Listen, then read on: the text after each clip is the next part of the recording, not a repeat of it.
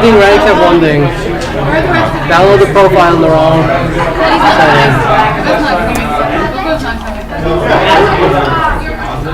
Okay. Should I go on the live page?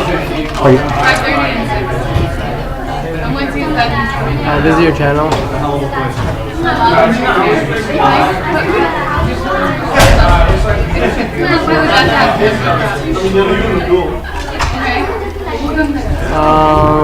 Correct.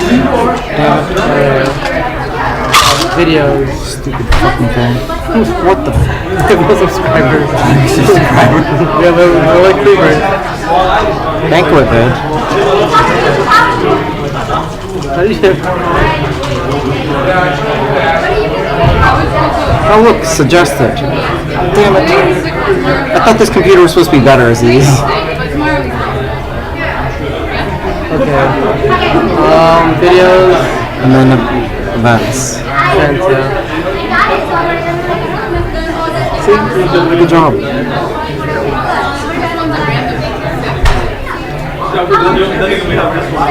One watcher. Where did the other event go? What other event? The old Senate one. I don't know. What's safe? It's saved? Safe.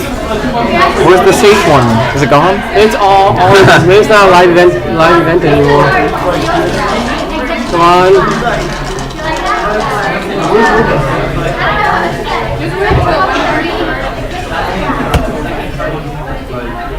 None of these people have seen it.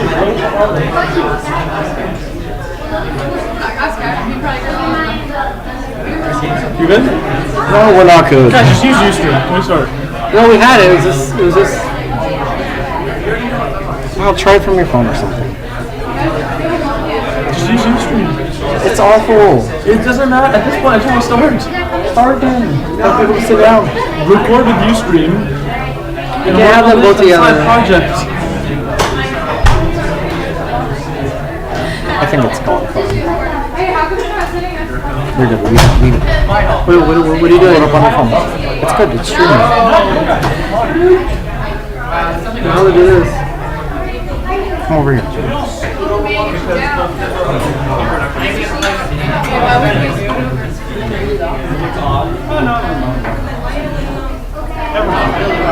What are you doing? You're sitting in the middle. What? Oscar, I'm not sitting in the middle. Am I in the middle? Your stage is so much more in the middle than usual. Ali is going to be the best time. He has a meeting. Do we even have to talk with this kid about the We need to talk about half those people on that list. Where's Logo? Where's fuck, like half those kids? Even the front row, where's that? No, but where's that entire row right there? So I don't know. Well, I think I forgot to put Ruba on this list because she has class until what, 6:30, 6:45? Work. So, no matter. Obviously, yeah,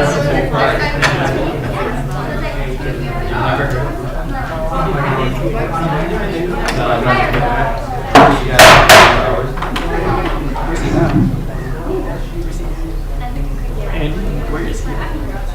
Who's the Provost? Where's he at? Oh, I don't know. He's on his way through. We're just gonna start. Oh wait, but he is the first person.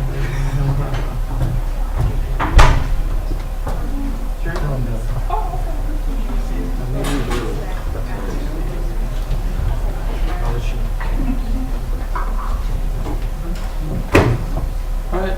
And everyone has their clicker, right? Yeah, good stuff.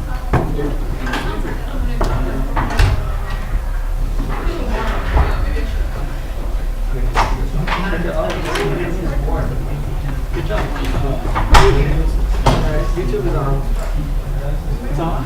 Yeah. So you can come over and see it? We're trying out Corey's outside. Or, so you can see it? Yeah. Yeah. He's still in the room, but yeah. Whoa.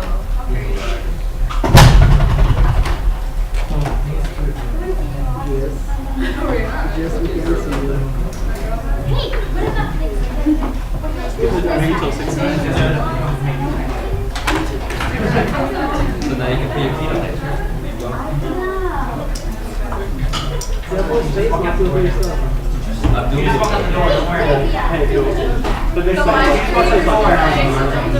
Oh no, we're waiting for the provost.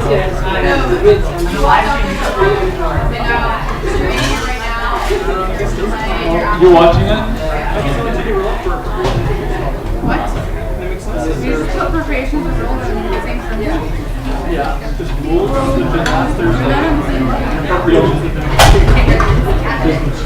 Does David's mini-me have a twin? Oh, that is Justin. That is Justin. That's Justin's twin. That is Justin. David, I'll be sure. You brought Justin?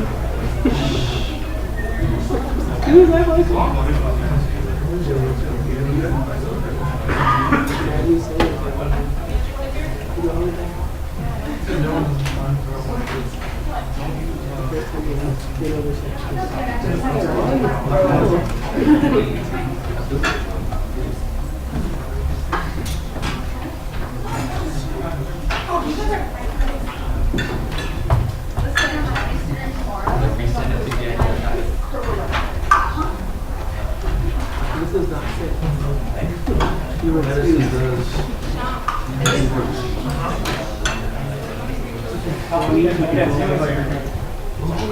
Oh.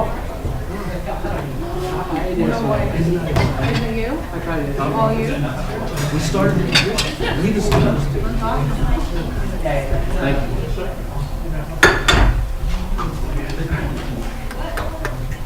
Like, all your thoughts were gone. Honey barbecue. Yeah, because it's like you.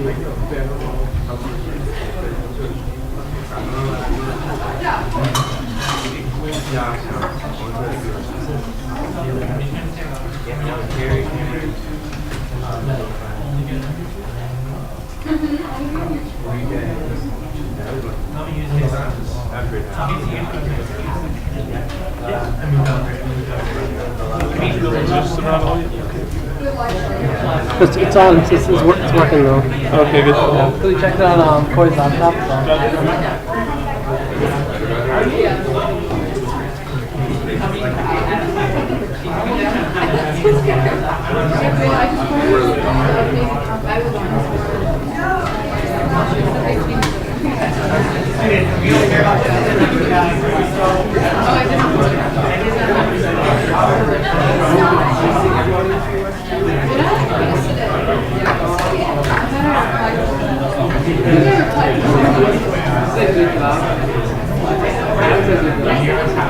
They sent me this one.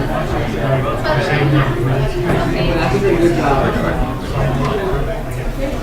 got this. There you go. I was having fun.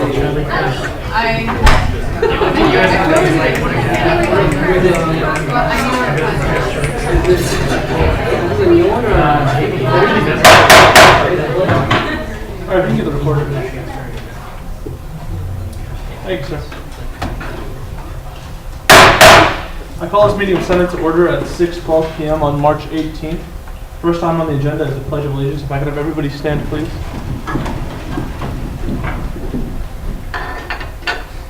Thank you. Mr. Arson, if you'd like to lead us off. I pledge allegiance to the flag of the United States of America and to the republic for which it stands, one nation, under God, indivisible, with liberty and justice for all. Thank you. Moving on down, we have first roll call.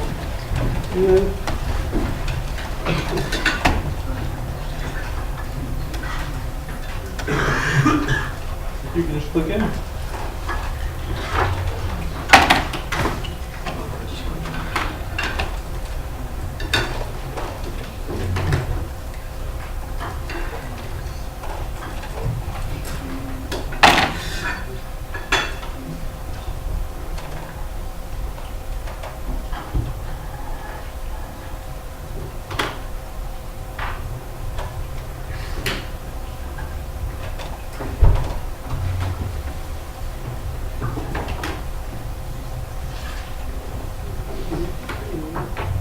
Technology.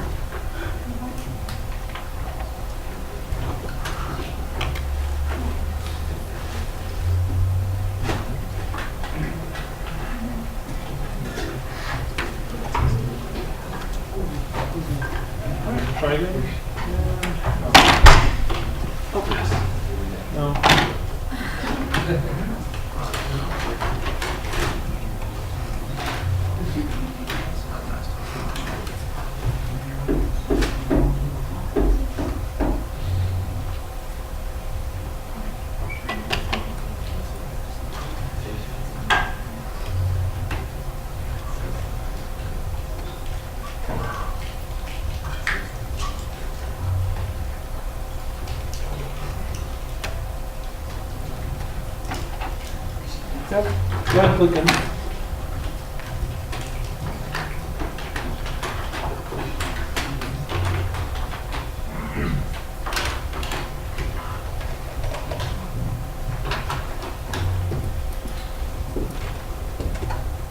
That was everybody. With the attendance of 32 today. Moving on. Additions, deletions, or clarifications to the orders of the day. If I can have a motion to switch the COSGA presentation with Provost's presentation, just for time sensitive issue, or not really time sensitive, but we just want to get started. Senator Aziz. So moved. Any objections to switching said presentations? Seeing none, thank you.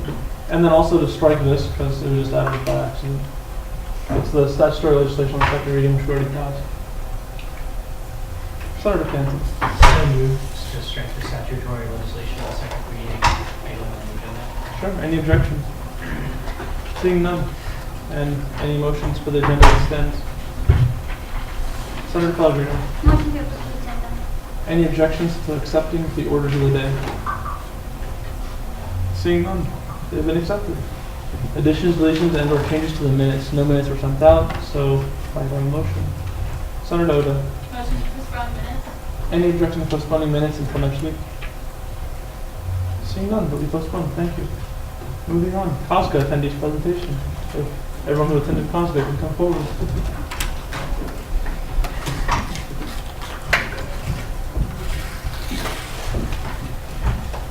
Here's your clicker. Thank you. Yes, ma'am. Oh, your turn on now. It's all side here. Yeah. Got it. You want to listen? Sure. That's good. You guys probably sound right. Okay, we'll go down one side. Alright, howdy, everyone. How are you guys doing today? Good? Wait, if we say howdy, you guys have to say it. So ready? Howdy. Howdy. No. Again. Howdy. Howdy. That's basically how there is food in the back, just saying. But anyways, so we had, for the people in the back, my name is Nacia Pellegrino. I'm Alexis Sarkasas. David Hausman. And Dahlia Day. And we had the privilege to attend the conference on Student Government Association 2014 2 weeks ago in Texas A&M University. And so today we're presenting to you all what we learned. We'll be talking about all the things we did over there. It was like a whole weekend, 3 days, right? So get excited. Oh, we're also bringing really cool initiatives to student government and our campus. So let's get started. Okay. So our first day, we arrived at Texas A&M. We had our first speaker, who was Matthew Josephy. He was a former student body president at Texas A&M University. He now works for Texas A&M University. He's worked for Bank of America. He's traveled around the world. So very worldly. Knew a lot of his stuff. Knew a lot about inspiring the youth. He basically defined life as a set of icons. He showed us in basically just small little icons his timeline of his life.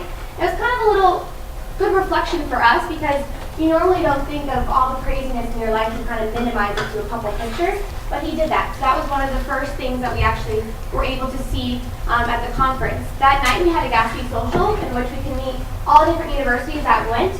There was over 300 students who attended, so it was a great event. Anything else you guys want to add to that day? No? Oh, there you go. All right, the second day, each of the 3 days were themed. So the second day was challenging the present. The speaker, Colette Carlson, she was an engaging speaker, almost like a motivational speaker. And she talked a lot about how to manage what you have going on, to stop and really evaluate like what you're currently doing and not worrying as much about the future, but evaluating how you're doing now and changes that you should make. For workshops, one of the best workshops attended was a new center orientation workshop.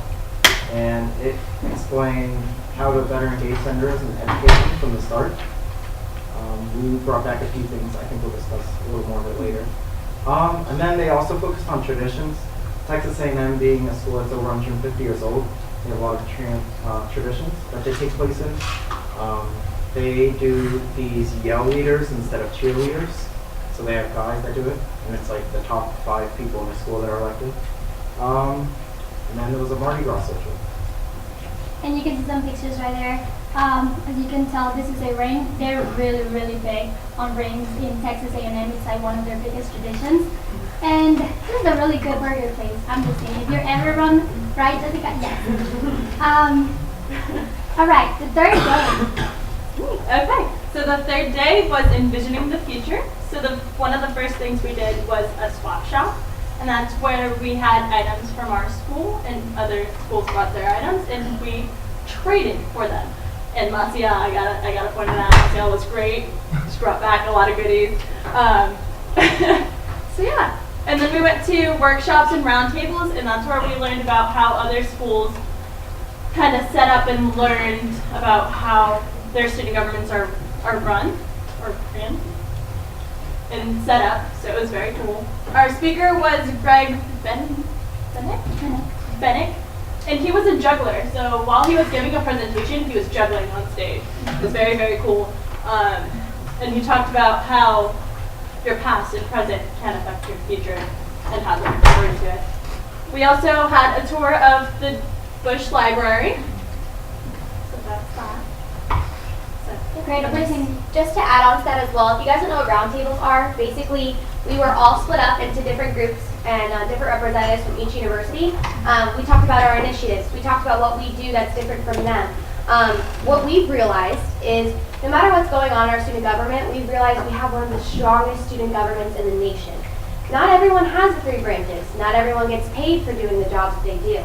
So I think it really made us appreciate our university and our student government to the best of its ability because we really, really do get a lot of benefits that others do not. And at these roundtables, we noticed too, different schools don't have the budget we have. I believe, what is our budget? $14.1 million? They don't have that. Some have thousands. The only one who could compete with us in that budget was the University of Florida, which I had in my group. So we were kind of able to see what they do, and of course we brought a couple initiatives back from them as well. And then the Bush Library tour, just to add on that, the Bush Library is huge there. They also have a public policy program in which they're trying to bring people to get their public policy administration degree. It's kind of something different. If you want to be a lawyer, you go through that route instead. And that's just something that's pretty big there as well. And just to bounce off what you're saying for the statue that's there, that's also one of the traditions. They put pennies on the statue because the person used to always say a penny for your thoughts. And so now they put pennies on his statue for good luck during meals. Just another tradition that we learned while we were there. So, fine. All right. It's continuing. Day 3. Oh, okay. Okay, so the third day also, continuing on, we went to a Hurricane Harry's Western themed mixer. So here's some of the pictures we did, or we took. So, which pictures are you pointing at first? University of Okay, Florida. so that's the University of Florida and S. So they're gator topping in the back, and we're throwing up our bull sign. On the left is the University of North Dakota State University, so NDSU, and they're home of the Bisons, so they're throwing up a bull sign too. And that's the University of Connecticut, or UConn. And so we met a lot of people. It was very, very cool. So, initiatives. So this is basically what we would like to see, or some of the things we would like to see here at the University of South Florida. So let's start. Alexis, do you want to explain a little bit more about Hammock Mondays? Yes. Sure. Okay, so in walking around the beautiful university, we saw that a lot of people had hammocks. They were just hanging out, socializing, meeting new students. And we just thought it was a cool thing that why wouldn't we do that at a Florida school? I mean, we have the weather, we have the environment. So we would just think it'd be cool if student government can maybe purchase a bunch of hammocks, maybe once a month, throw out a bunch of hammocks out throughout the university, throughout the school, and just have people have a hammock day on Monday, because everyone knows Mondays are kind of, those days that we don't always look forward to. So just a thought we brought back. We wanted to bring more traditions to campus, so basically an idea would be just to start this just randomly. Like, let's say one Monday, a group of people just do it. And then with time, everybody just gets used to it, and it becomes a tradition. Like in a couple of years, just everybody has a hammock Monday, and everybody just comes out and enjoys. Along those lines, we have the picnic day, same thing. We can just one day that everybody just brings their lunch and brings their blankets and just go on the lawn and just have picnic. So it can actually be combined, right? As a picnic day. Yeah, so something like that. Depending for good luck, what you guys saw on the previous picture. Oh, just kidding. Never mind, you saw the picture. Right. A lot of the things, I mean, and I know these are things we would like to see, but we also know that we're working with budget right here, not necessarily the most tight budget, based on what we saw in COSGA. But, I mean, SG jackets would be really nice. And SG shirts, one of the things, right? One of the things, maybe we could work on having a different style of SG shirt, not just a polo, but maybe like a long sleeve shirt, like a button-up shirt. It would be a little bit more official, I guess, if that's the right word to use. So that's something we would like to have, just to change it a little bit more, not just a polo. And then, wait, just to go off what you were saying about the SG shirts, a lot of you may not like our SG shirts, but it was one of the biggest commodities at Swap Shop. Everyone loved them. Model it. Yeah. Everyone, even after they were gone, people were coming up and asking for them. Where's that polo? Where can we get one? Oh, one of the things that we really put out there that everybody really loved was the R shirt project. They don't do this in any school, and we took a couple of our R shirt projects and we trade them at the sweatshop. Yes, and they really loved that. When I was like explaining the program, what it is, they really liked it. So that's really cool. Hey, pocket SG constitutions. What about that? I mean, we definitely need more informed students, okay? So these are just a couple of promotional items. I mean, we hand out pins and cups. So why not to have bumper stickers and stress ball caps?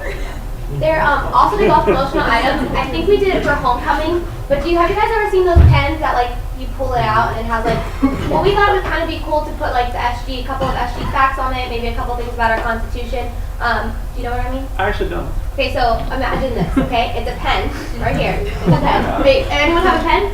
Okay, cool. So it's a pen, and then here you pull out a little like slit, and it's like a paper.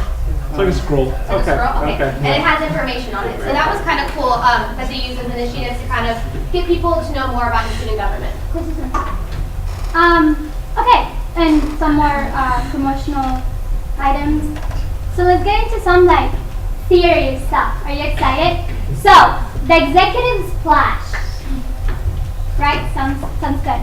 So what we want to do basically, we want to create this tradition that after spring commencement, when the student body president and vice president elect will take, their official oath of office and everything, we want to have people carry them to the MLK pond and just dump them there. That's what we want to do. So that's why it's called the executive splash. Doesn't it sound cool? It can be a tradition.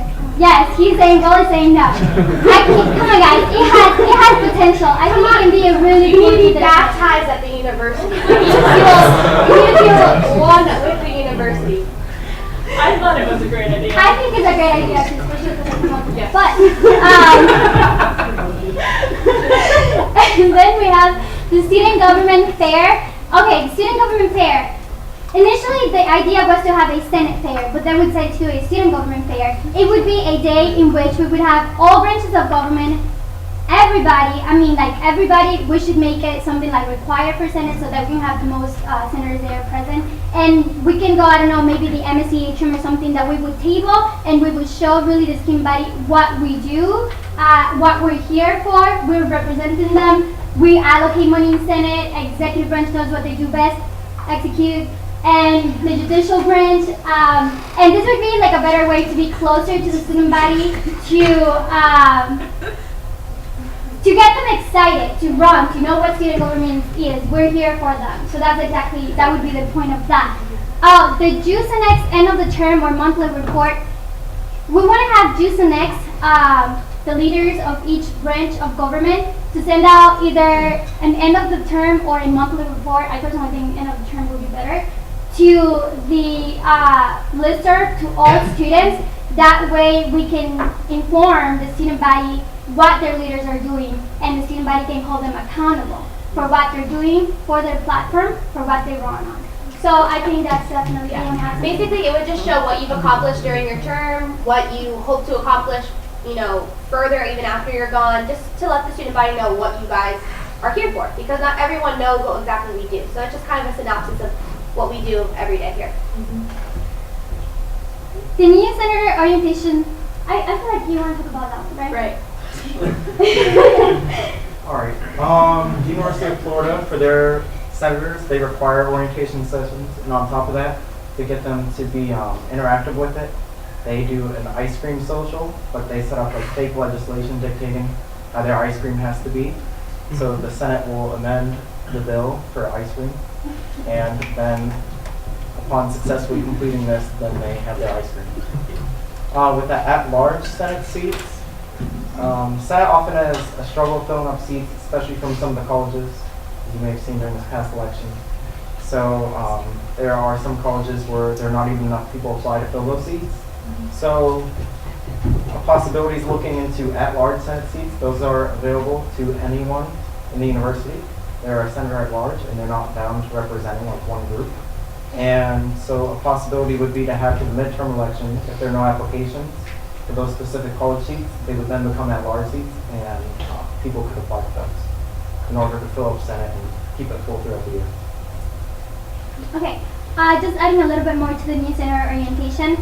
What UF does, they have a 3-day new center orientation, which would be 30 minutes before the first 3 Senate meetings.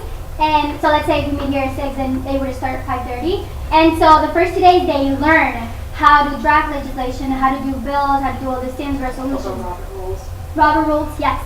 And then on the 3rd day, it's when they have the ice cream social, and basically there will be a resolution dictating how they want their ice cream, like he said, like ice cream with macaroni and cheese or something like that. Of course, they will have real ice cream too. And then senators, in order for them to have the ice cream, they have to amend the bill saying the way they want to have the ice cream. So, I mean, yeah, we're talking about ice cream, might be a little, but at the end of the day, we're doing, or they will be doing what they will be doing throughout the rest of the term. They get the practice they need in order to move forward for one, and then they actually did win the best presentation at COSGA. So we didn't present anything. So, yeah. Good. So anything else you guys want to add? It was a great experience, for sure. It was a great experience. I really recommend you guys apply to go next year. There will be a COSGA next year. So I think what was so contagious there was they're so proud of their university. They're so proud of their traditions. And I just think that us, as involved as we are, we should portray that. So I just really encourage you all to be proud goals, be proud of your university, and take that with you and spread it throughout the rest of the student body. good. Anything you guys want to add? There's a lot of tradition rooted in it, and so yeah, just as Alexis was saying, take it and move forward. Another thing we saw, just to go off the at-large and the seats, was they also had class representatives, so freshman class and sophomore class. I don't know if that'd be feasible here, but just so you know, it's another thing we learned. And it was overall a great experience. Everyone was so welcoming and so nice in Texas. So yeah, I mean, we met friends. Okay, so I'm going to check and see if you guys were actually paying attention. What was your favorite, or which of these initiatives do you guys like the most? What was your favorite? We have goodies too. Anybody? Do I call them? Yeah, go ahead. Brandon. Having Monday. Hammock Monday, and he gets a shirt for that from the University of, where's this from? I don't know. Eh? We don't know where this university is, but you know what? You But hey, you get a shirt! Brandon! Let's throw it. Throw it. It's a tradition. Sorry. Yeah. Sorry. Executive squash. Yes. And Flash from The University of Mexico. I'd like to point out that we have the current president and the 3 candidates from this year, so I want to see their opinion on an executive squash. Okay, sure. But hey, you get a shirt. Sorry. Anybody else? Eddie? My favorite one was the button-down SG shirt. Good point, right? And this is just a Virginia Tech shirt. It's promoting voting. Oh, by the way, we got all these shirts at the Swap shop. Swap shop. Yes. Anybody else? Vanna? Although we can't have personalized items, I do love the SG jackets one. Okay, good. That one's actually from Texas Texas A&M. A&M, yeah. This is a Texas A&M shirt. It's the big event. It's like their Stampede of Service and who? How many? Do we have any more? Is there any more? Any more? Okay, one more. But here's a question. Can anybody tell me what is a round table? Yes. I saw a group of people coming together to talk about a specific thing. Yes. Good job. Good. That was our last shirt. Does anybody have any questions? Yeah, so do you have, this is open time, so do you guys have any questions from what we learned or anything that we talked about? Anyone, any questions, thoughts? Okay, thank you so much for your advice. Oh, sorry. I was going to say. Mr. Elo. I have a few things to say. What about those really cool pens? I know Cab did them last year, so if we're still interested in that, we can talk to them because I know they had it last year. And I still want to hear the president's opinions on those things as well. Mr. Rodriguez. You said that there's going to be a COSGA next year. Do you know what university it's going to be at? It's always at the same Oh, one. okay. They've done it for like the last 50 years. Right. COSGA has been posting it for years. So. Anything? Senator Z. Alright, one sentence. What was your takeaway from the whole conference? One sentence each. Oh, I got it. Yeah. Our SG rocks. Oh, That was my takeaway. yeah. Our SG is probably, I would even say better than the University of Florida, but it's one of the best city governments out there. Alright. We good? Okay. Well, thank you guys. Thank you to our records. Thank you everyone very much.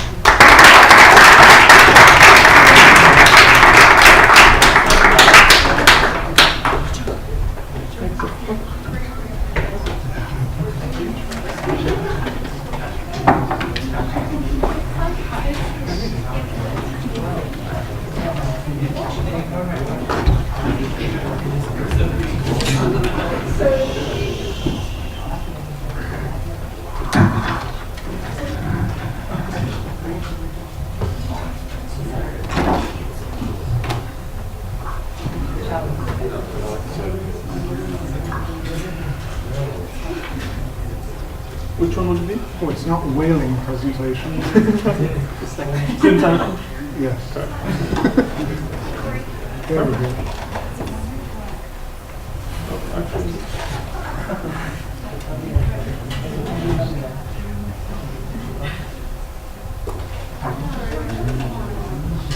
I can take that.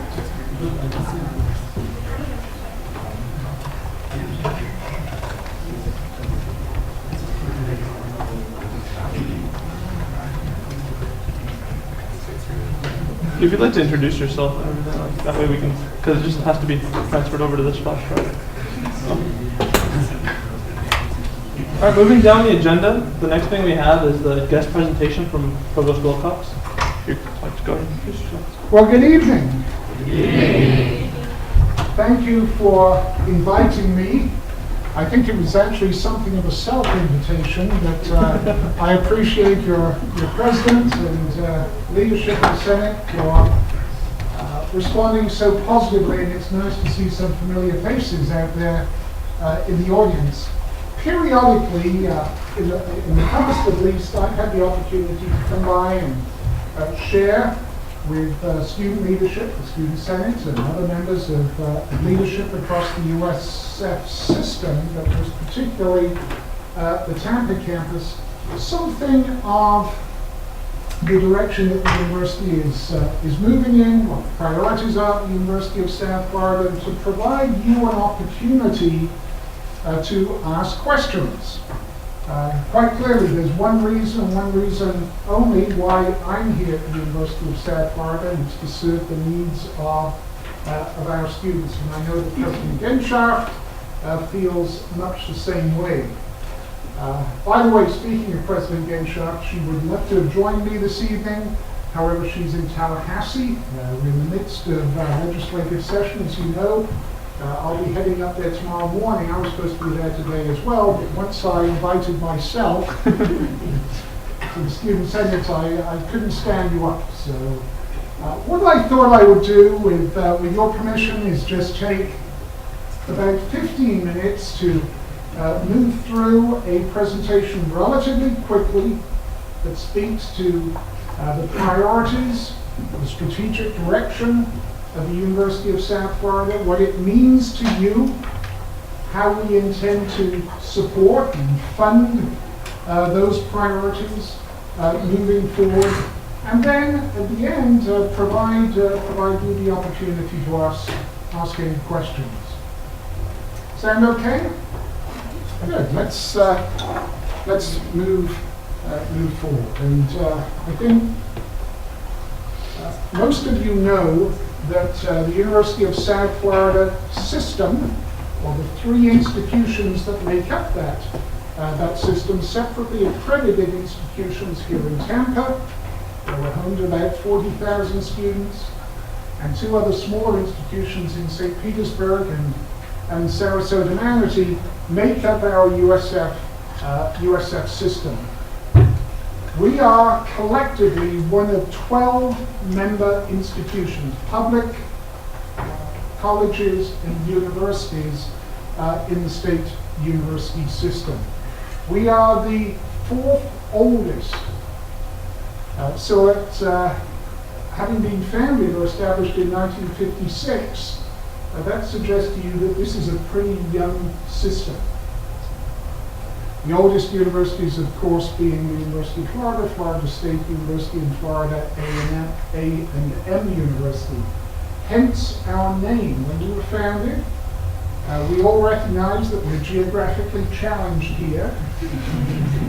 A university with a name that isn't in South Florida.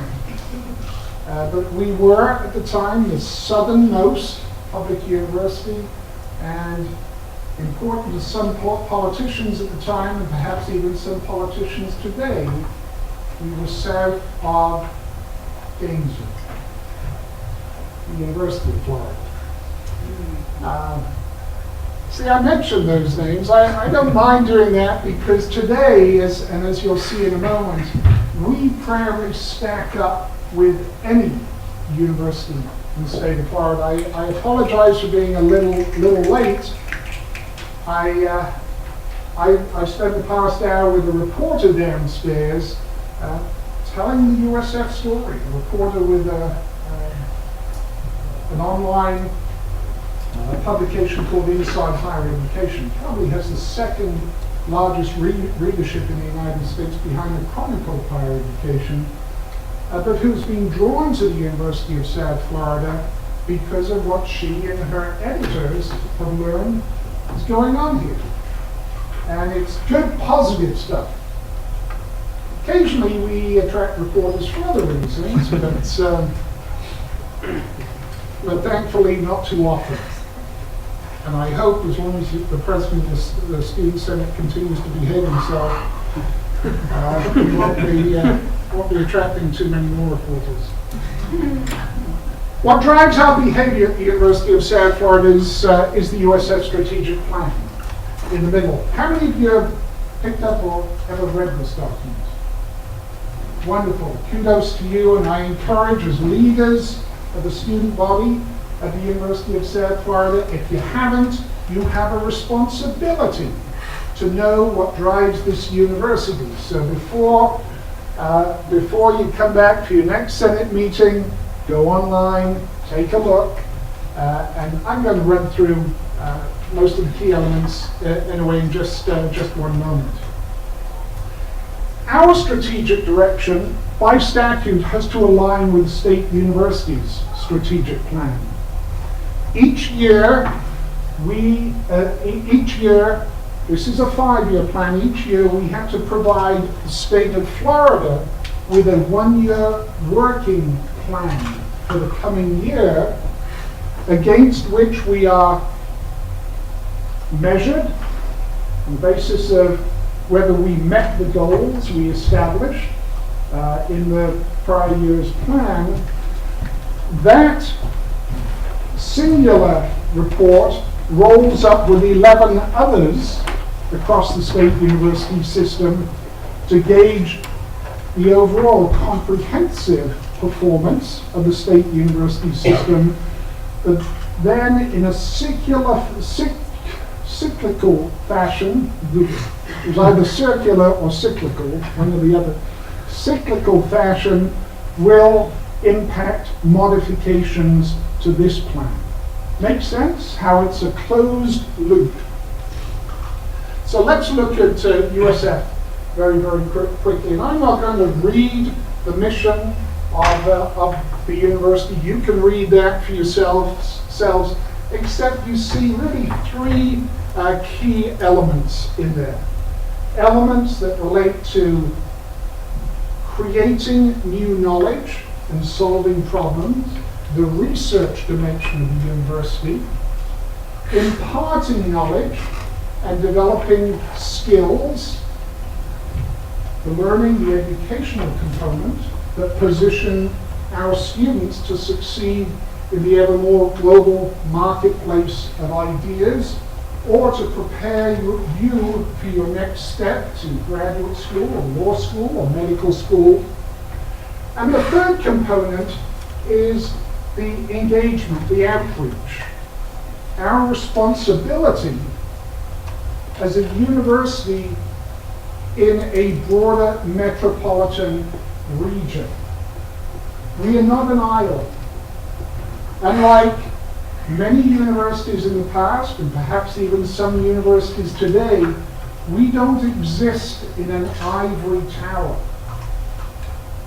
bearing little relevance to what's happening in the real world. Much of the research that's conducted at the University of South Florida is what we refer to as applied research, finding innovative solutions to complex problems in the society, the community of which we're a part. And we're very proud of that. Much of the learning that you engage in day in, day out occurs not just in the classroom, but through internships, through residency experience, perhaps through work and volunteer, work on campus and volunteer work off campus. The vision, the mission, what do we expect to accomplish? The vision, where do we see ourselves as a university 5 years, 10 years, 15 years out? We have a very clear, bold, and ambitious vision for the future. And that is to become a member of the creme de la creme of public and private research universities in the United States. The Association of American Universities is a club,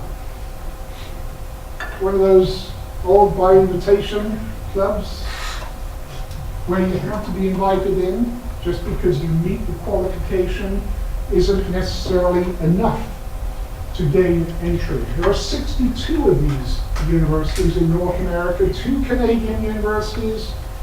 The other 60 are American, 34 of which are public universities. So we watch very carefully and gauge our performance, your experience, on a parallel with student experiences at those 34 other public AAU institutions.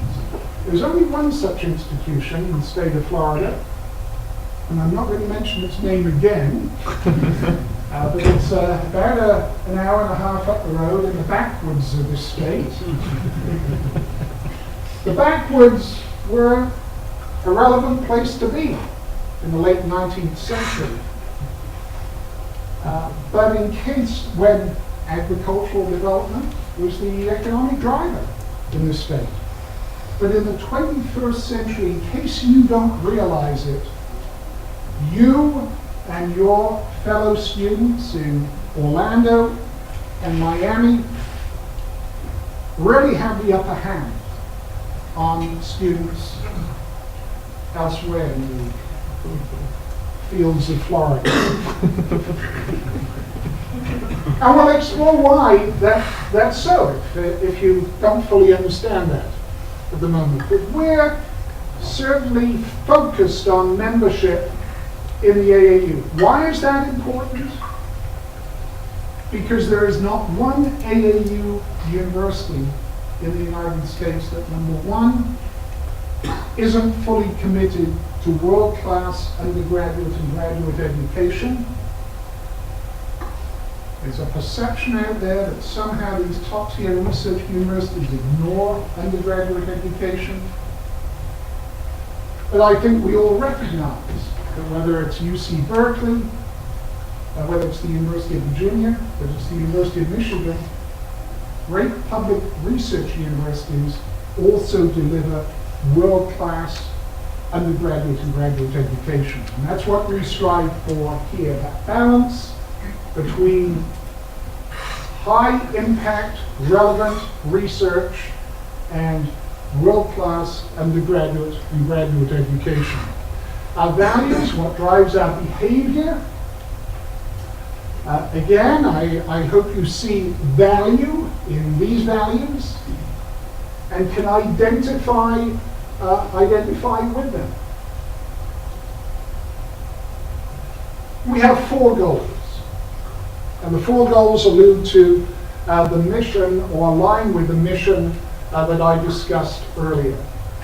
Perhaps most important to you, as students at the university, is that we pride ourselves in delivering and producing well-educated and highly skilled global citizens.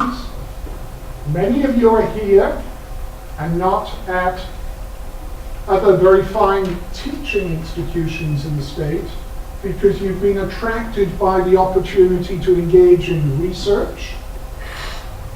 Number 2, and we are the number 2 research university in the state of Florida, let there be no doubt about that.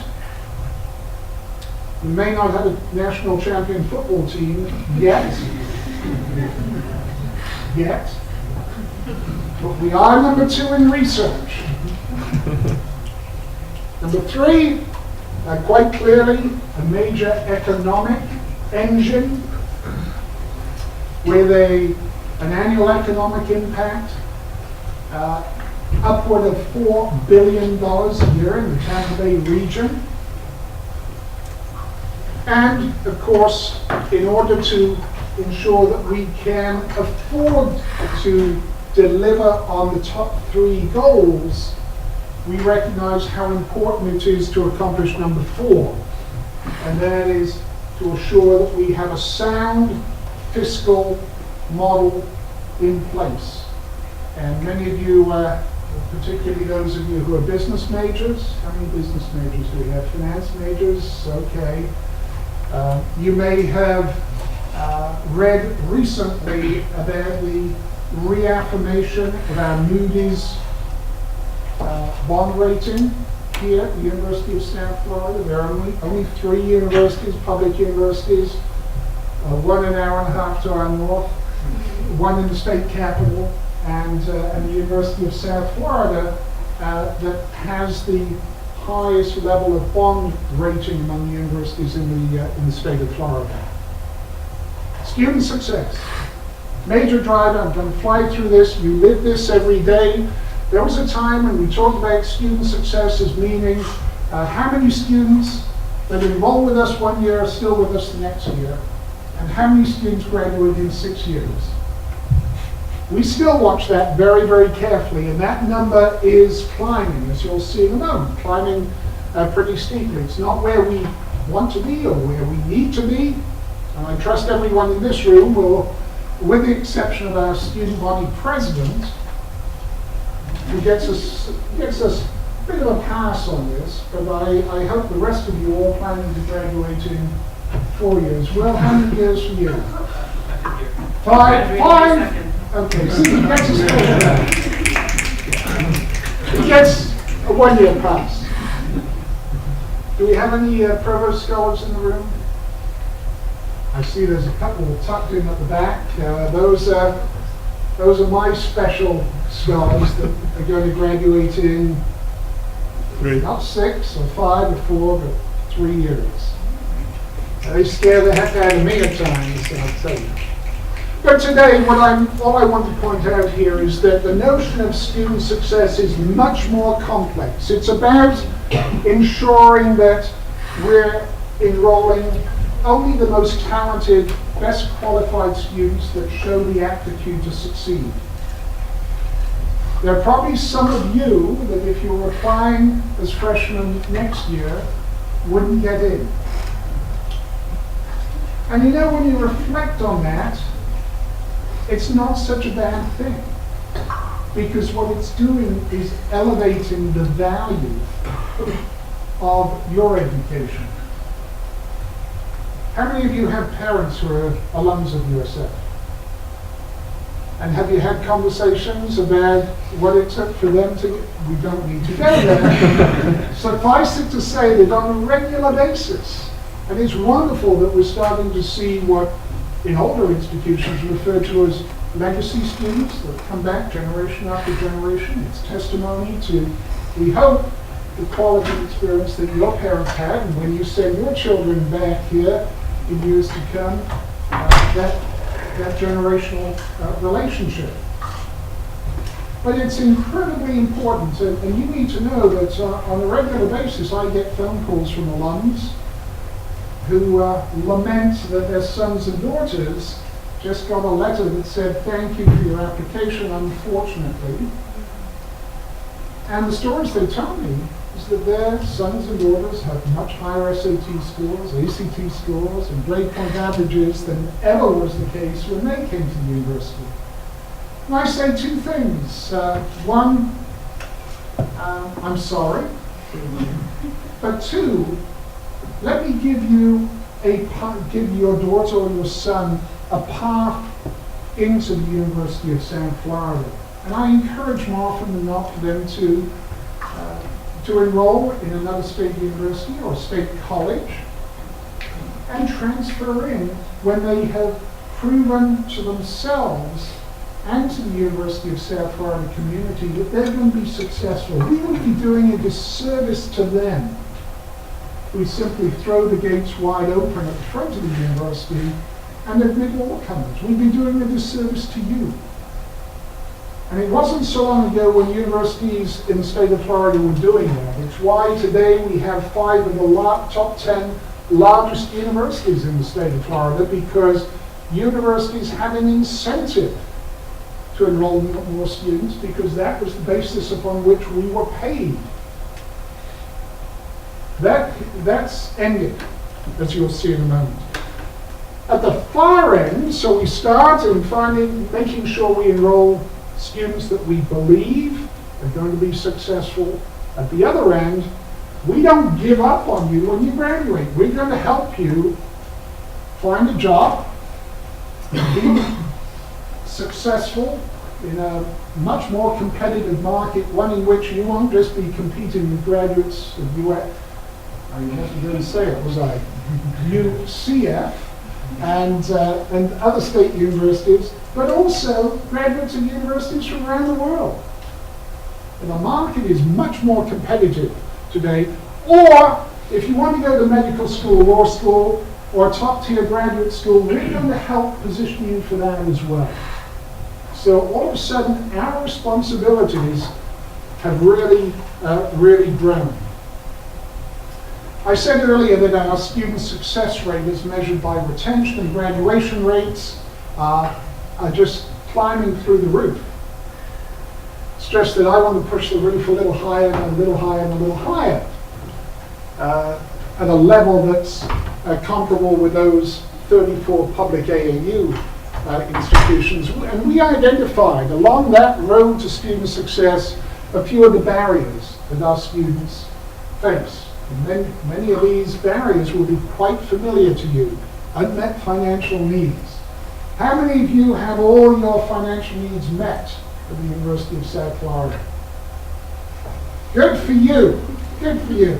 Now you've either got generous benefactors, or you've managed to find the essential financial need through scholarships, grants, perhaps even loans.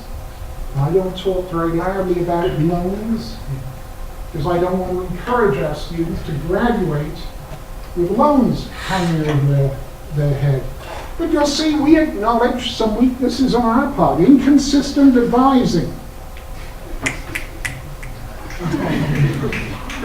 I could put a big red, I'd like to put a big red X through that at the moment. We're on the way to improving that. And for those students who have been here for 3 or 4 years, I hope you're starting to realize and witness some improvement there.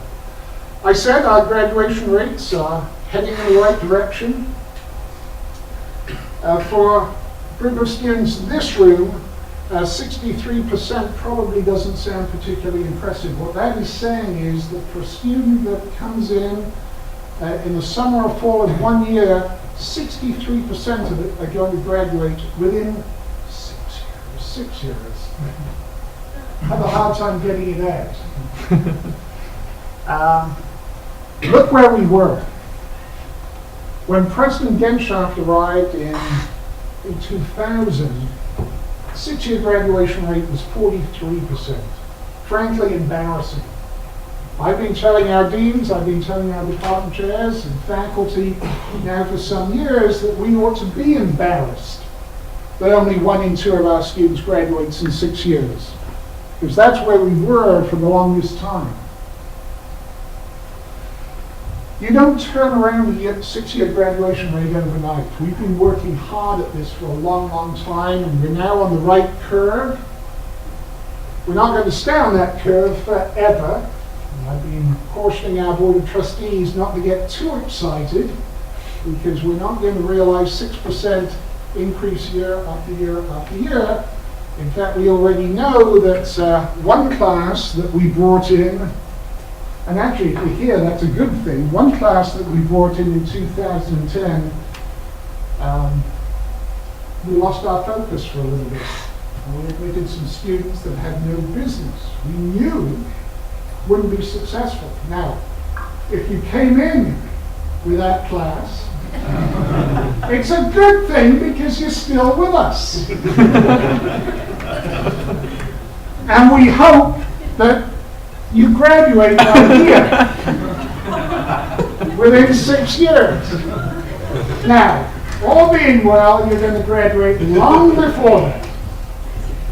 But we're going to see that 63% graduation rate, I think, in the next couple of years climb to 70%. 70% is very respectable. The average, national average 6-year graduation rate for 4-year schools is 52%. So we were hovering right around the average for the longest time, but we're not an average university, and you're not average students. So we want to continue to push that up. You will see here, and this is before this shows 63%, the University of South Florida was the 3rd fastest growing, in terms of graduation rate, top tier public research university in the United States, behind the University of Illinois Chicago, which interestingly is one of our peer institutions, and the University of Alabama Birmingham, which is another peer of our peer institutions. I think this next year, when this comes up to 63, we might very well see ourselves as the fastest growing, in terms of graduation rate, public research university in the United States. And you should be proud of those accomplishments. So, it's one thing talking about performance, it's another thing investing, how we invest in performance. And we have to ask the Board of Governors to actually, and we're going to make this available to everyone. Feel free with this presentation. We asked the Board of Governors to update this graph for us late last week, and they were very kind to do so. Let me just point out for those of you that may not be able to read, the blue line is a line, read from that there, I mean. So much for student success. There's actually a laser pointer in this Okay. Yeah, if you want. Okay. It's the green button at the very top. All right. Oh, it's There it is. Yes, Got it. The blue one. The blue curve is the pattern that your tuition has taken over the past decade or so. So you'll see back in 2002, 2003 academic year, students were paying $3,637 per year tuition and fees. Now, today, if you're at a state college, you're still paying a lot less than that. However, you've seen over that period of time, the average tuition and fees paid at state universities in Florida today is at $5,858. A little higher at USF, we're at about $6,400 here, in large part because of higher fees. Now, if you're at that other institution just to our north, those students pay lower fees than you do. And you might ask yourself, well, why is that? Simple answer, that they have built the infrastructure that you're already building, whether it's in health, that infrastructure, personnel, and other types of infrastructure in health, or in A&S fees, or in athletic fees. They've been doing it for a lot longer. So that infrastructure has already been built. But if you look at fees at UCF or FIU, or some of the smaller newer institutions, you'll see that they're actually paying higher fees than you're paying. But that gives you some sense that the green curve, the downward slope, unfortunately, represents the per full-time student investment of the taxpayer in your education. So you can see as this has dropped, and particularly here, this was the slope that follows the economic recession, where the state legislature cut university budgets year after year after year, and universities were provided little option than to inch up, and I know it didn't feel like much of an inch up for some of you and your families, in order to compensate. But one thing the University of South Florida chose not to do was limit access to students during that period of time. So when the state cut the budget, one solution, one response that we as a university could have made, say, okay, you're cutting the investment in the university, then we're going to cut student access by a proportional amount. And that sounds like a reasonable response. Well, we took our we took our commitment to providing access very seriously and maintained right around 40,000 students on this campus throughout that period of time. What we didn't do was say, we're going to grow enrollment on a steep trajectory, as UCF has done and FIU has done, because we didn't believe that we could maintain quality based upon this overall declining slope, which is the total of this plus this. Does all that make sense?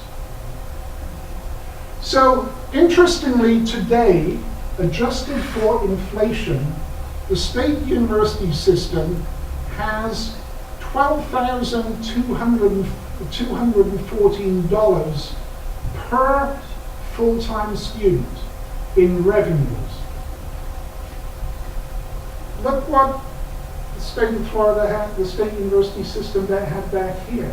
More money to invest in your education. Pretty interesting. Because remember, costs tend to grow over time. Faculty, staff do expect increases, utilities tend to grow, All make sense? So you start to see some of the challenges we face. So what's happening nationally? There are two very distinct patterns nationally, and you can see the source here, the Chronicle of Higher Education, something I mentioned earlier. But what you see in this map of the United States is what color is that? Rust? the rusty color, orange, the orange color indicates states where the state this year is actually investing more, spending more, a higher proportion on your education than you are as private, through private investment, tuition. The gray-blue, whatever creative colors you want to come up with, indicates that in those states, a student is paying a higher proportion.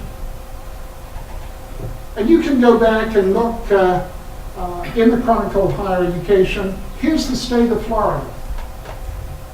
And while the numbers look a little odd because they don't necessarily align with the revenue numbers that I showed before, what this represents, 4834 in state investment and 2906 in tuition investment, actually combines both state colleges and state universities, which is why you've got the lower tuition number. And it's tuition only and not tuition plus fees. The big takeaway from this is that when you look at all 50 states and you add these two numbers together, which is how much a state spends per student, Florida finds itself dead last. Dead last. Now, what does that tell you?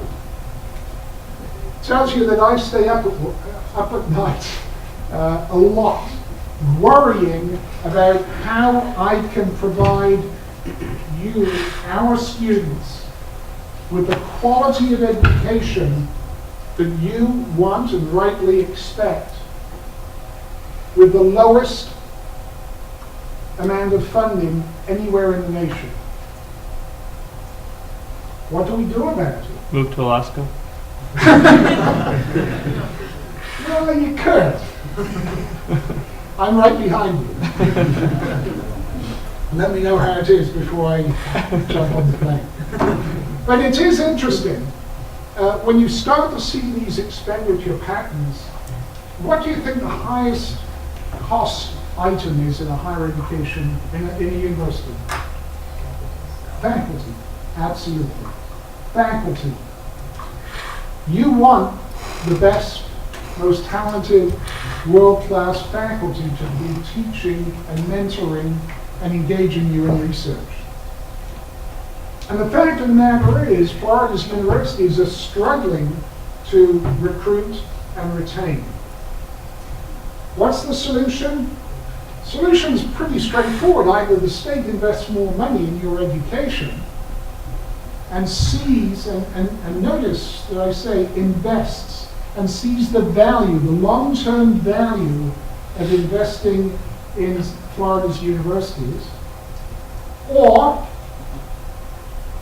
I better get close to the door when I say this, we push your tuition up to national averages.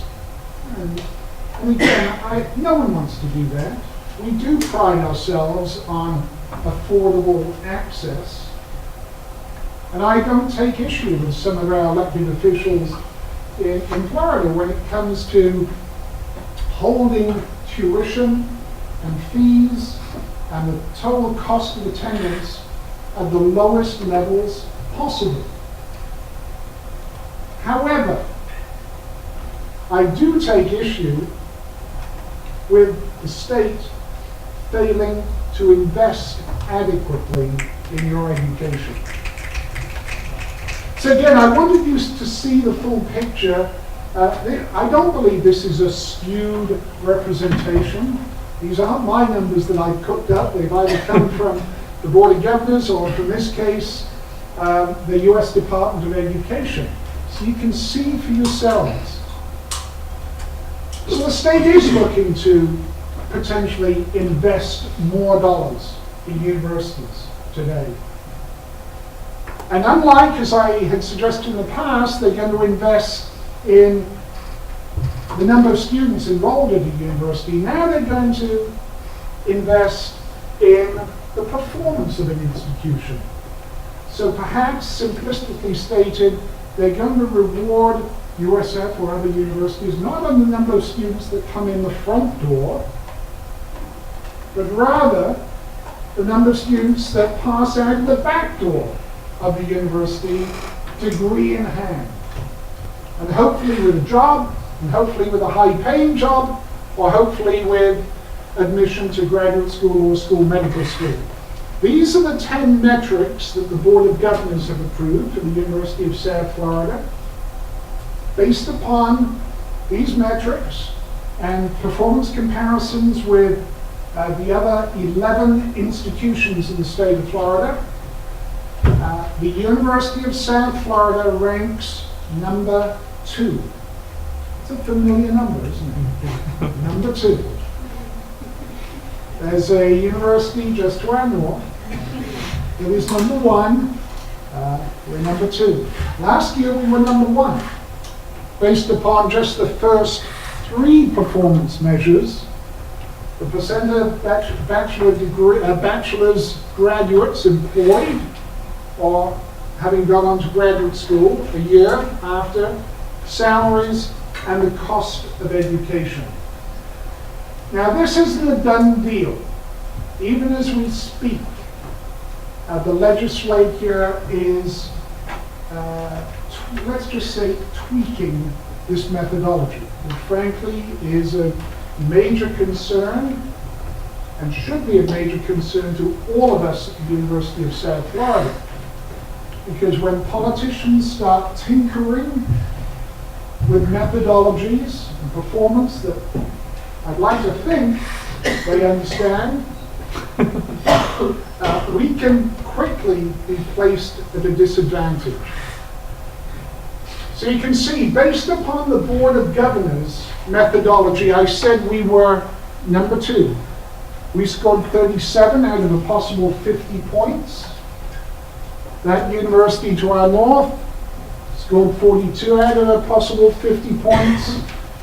And next, 2 big urban universities in Orlando and Miami. And you can start to see how much money is at stake. So there's $8.5 million of recurring funds, new money that would come to the University of South Florida to be invested in your education. Because we would reinvest those funds in a way that would assure our continued improvement in performance. There's another way of earning greater investment from the state, and this is preeminence, what's being referred to as preeminence. And there are currently 2 universities that have been afforded preeminent status. The 2 oldest public research universities. These numbers have been updated. In order to be preeminent, you had to meet at least 11 of these 12. For those of you that can read, you'll see that this year, this university didn't meet 11. But there is work afoot in Tallahassee to grandfather in now these universities as preeminent based upon last year's performance. So this is also concerning us. You may wonder why we only score 5 compared to 9 or 12, or this university, which is the 4th place, scores only 1. The short of it is, these are politically derived measures for the most part. About half of them are anywhere on AAU rankings or National Science Foundation rankings or Carnegie classification rankings. Frankly, they've been cooked up. Did I say that?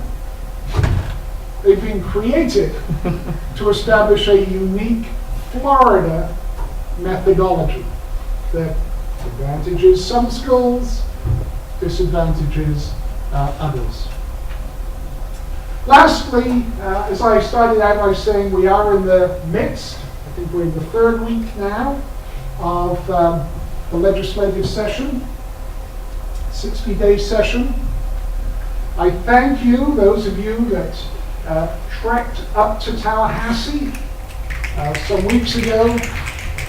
I know we were just immensely proud by your commitment, your understanding, and your passion for advocating on behalf of the University of South Florida. It was the best ever representation from our student body, so thank you.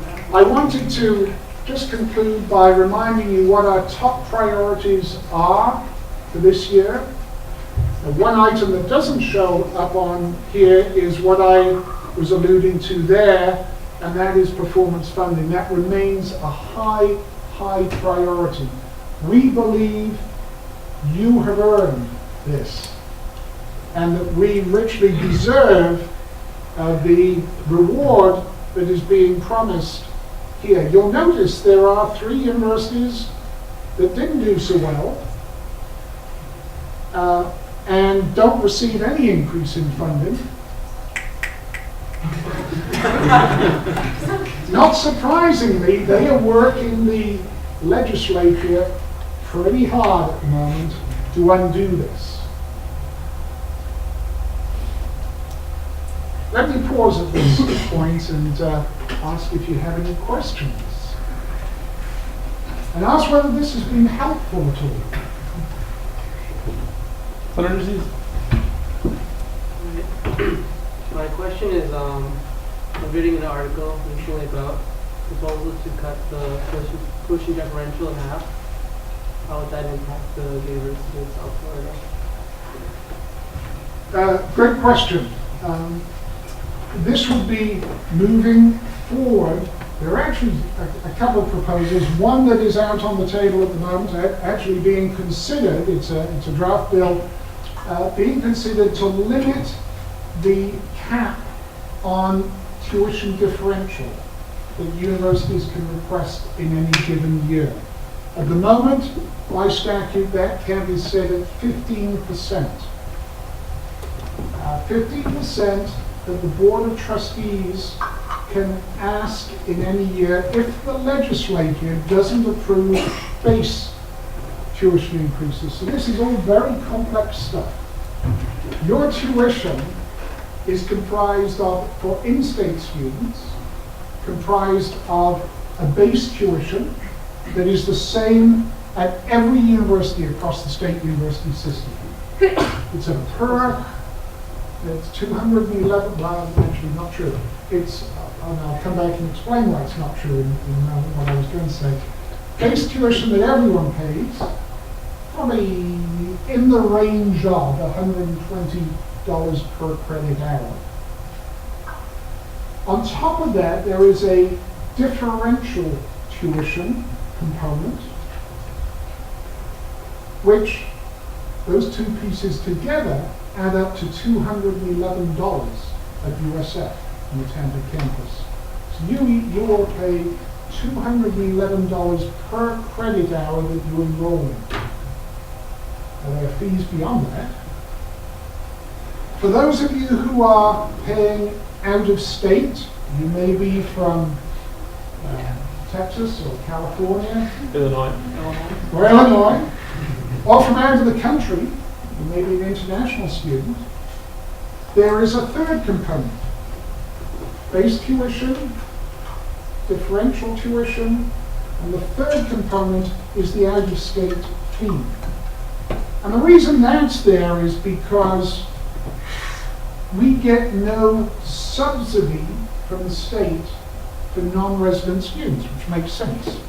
Right, so that out-of-state fee is to offset at least 100%, and it's actually a little more than offsetting the difference between what we would get from the state, from one of those, the blue line, isn't it? I think it was the blue line. The state appropriation, and what we don't get because you're from Illinois.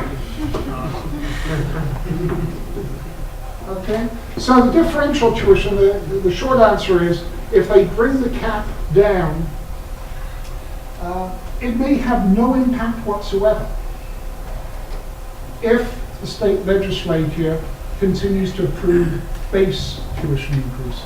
But there is a commitment this year, no tuition increase from the state legislature, no tuition or fee increases from the Board of Trustees here at the University of South Florida, no increase in housing fees here at the University of South Florida, no increase in parking fees. Now there's a surprise. But the point here is that we're doing our part to keep costs as affordable as we possibly can. But I also want you to understand that there is a limit. If the state doesn't step forward, our choice is either to reduce quality, reduce access, or increase tuition. And we prefer not to do any of those. So the answer is, you've got to keep going up to Tallahassee. You've got to keep writing to your elected officials and reminding them how important it is for them to invest in the future of quality higher education in the state of Florida. Because if they don't invest, one of those three things has to give. Either we limit the number of students coming to USF across the state university system, we reduce quality, or we increase tuition. Senator Aldridge. All right, first of all, thank you for coming. I just had one clerical, well, I had a first clerical question. When you brought up the performance funding model, which is about 3 slides back, you mentioned about the average cost. The average cost includes every single part of it, correct? The tuition, the differential, the fees. It would just be... This is the cost to the institution. Okay, so in terms of hiring faculty, infrastructure costs, yes. It's a complex methodology. I have to say, I was teasing a little earlier, but this is unique to this methodology is unique to the state of Florida. The Board of Governors calculates it all. We're actually number 2 in the state. The University of Central Florida, University of Central Florida is the least or the most cost-efficient institution, in large part because they've got so many students. So they derive greater efficiencies. That makes sense. Okay. And then the second question I had was, I'm glad you brought the performance funding because I think if you look, my interpretation is that if you look at past funding models of the state, it's usually based on what the university does, per se, that what they bring in, who they bring in, the amount of people they bring in, the level, the high level, the acceptance rate, the faculty to student ratio, all those things that the university does is what you get the funding, more or less. But now, if you look for everything except for maybe the average cost, the third one, or the 7th one, the program, it's all based on student performance. So how would you say that the university is going to, is there any change of philosophy to help receive the performance funding, which is it seems like it's going to increasingly be a substantive part of the overall, revenue that the state allocates USF? It's a great question, and I agree that we're not going backwards. We're not going back to enrollment growth funding. We're going to stick with performance funding. We're going to see probably more money at stake in years to come. This year, the Board of Governors asked for $50 million in performance funding. That's what that distribution is based upon. The Governor has already written in $40 million into his budget, proposed budget. We're hearing from both leadership in the House and the Senate that they'd like to appropriate as much as $100 million this year for performance funding, which would be terrific as long as they don't mess with the methodology. But you're absolutely correct. That's $100 million or $8 million for USF that we will reinvest into these areas. Into these areas that will benefit pretty much each and every one of you, whether it's job assurance, high salaries, low cost, enhanced graduation and retention rates. It's all there. Council. Sure. Other than the job assurance, which I think is a very important part, I guess my concern would be is that you could hire the 100 best teachers in America, but if they don't have the students are not caring, or students coming in, they're not going to be, understanding what's being taught to them. Maybe they're the 100 best research professors, but they're not the 100 best teaching professors. So I guess is there any change in philosophy to account for the idea that it's really what the student does, if I'm successful after high school or after college graduation, is going to determine how USF receives funding. So whoever said this was easy? Because now we've got performance funding to worry about. We've got preeminence to be concerned about. And there's not a lot of duplication if you saw those two sets of metrics. We're not going to sacrifice our vision of becoming one of the creme de la creme of research universities. And there's only one research measure on here. So that's exactly why I stay up all night long, worrying. With limited, diminishing resources, how do we continue to scaffold and support the second most productive research agenda in the state of Florida, public or private? But Miami is way behind us as well. At the same time, ensuring that we're meeting the performance expectations of the state of Florida, and at the same time, positioning ourselves for preeminence. One would think that AAU and preeminence, if there are any preeminent universities in this country, it's those 34 public or those 60 public and private research universities. But apparently not.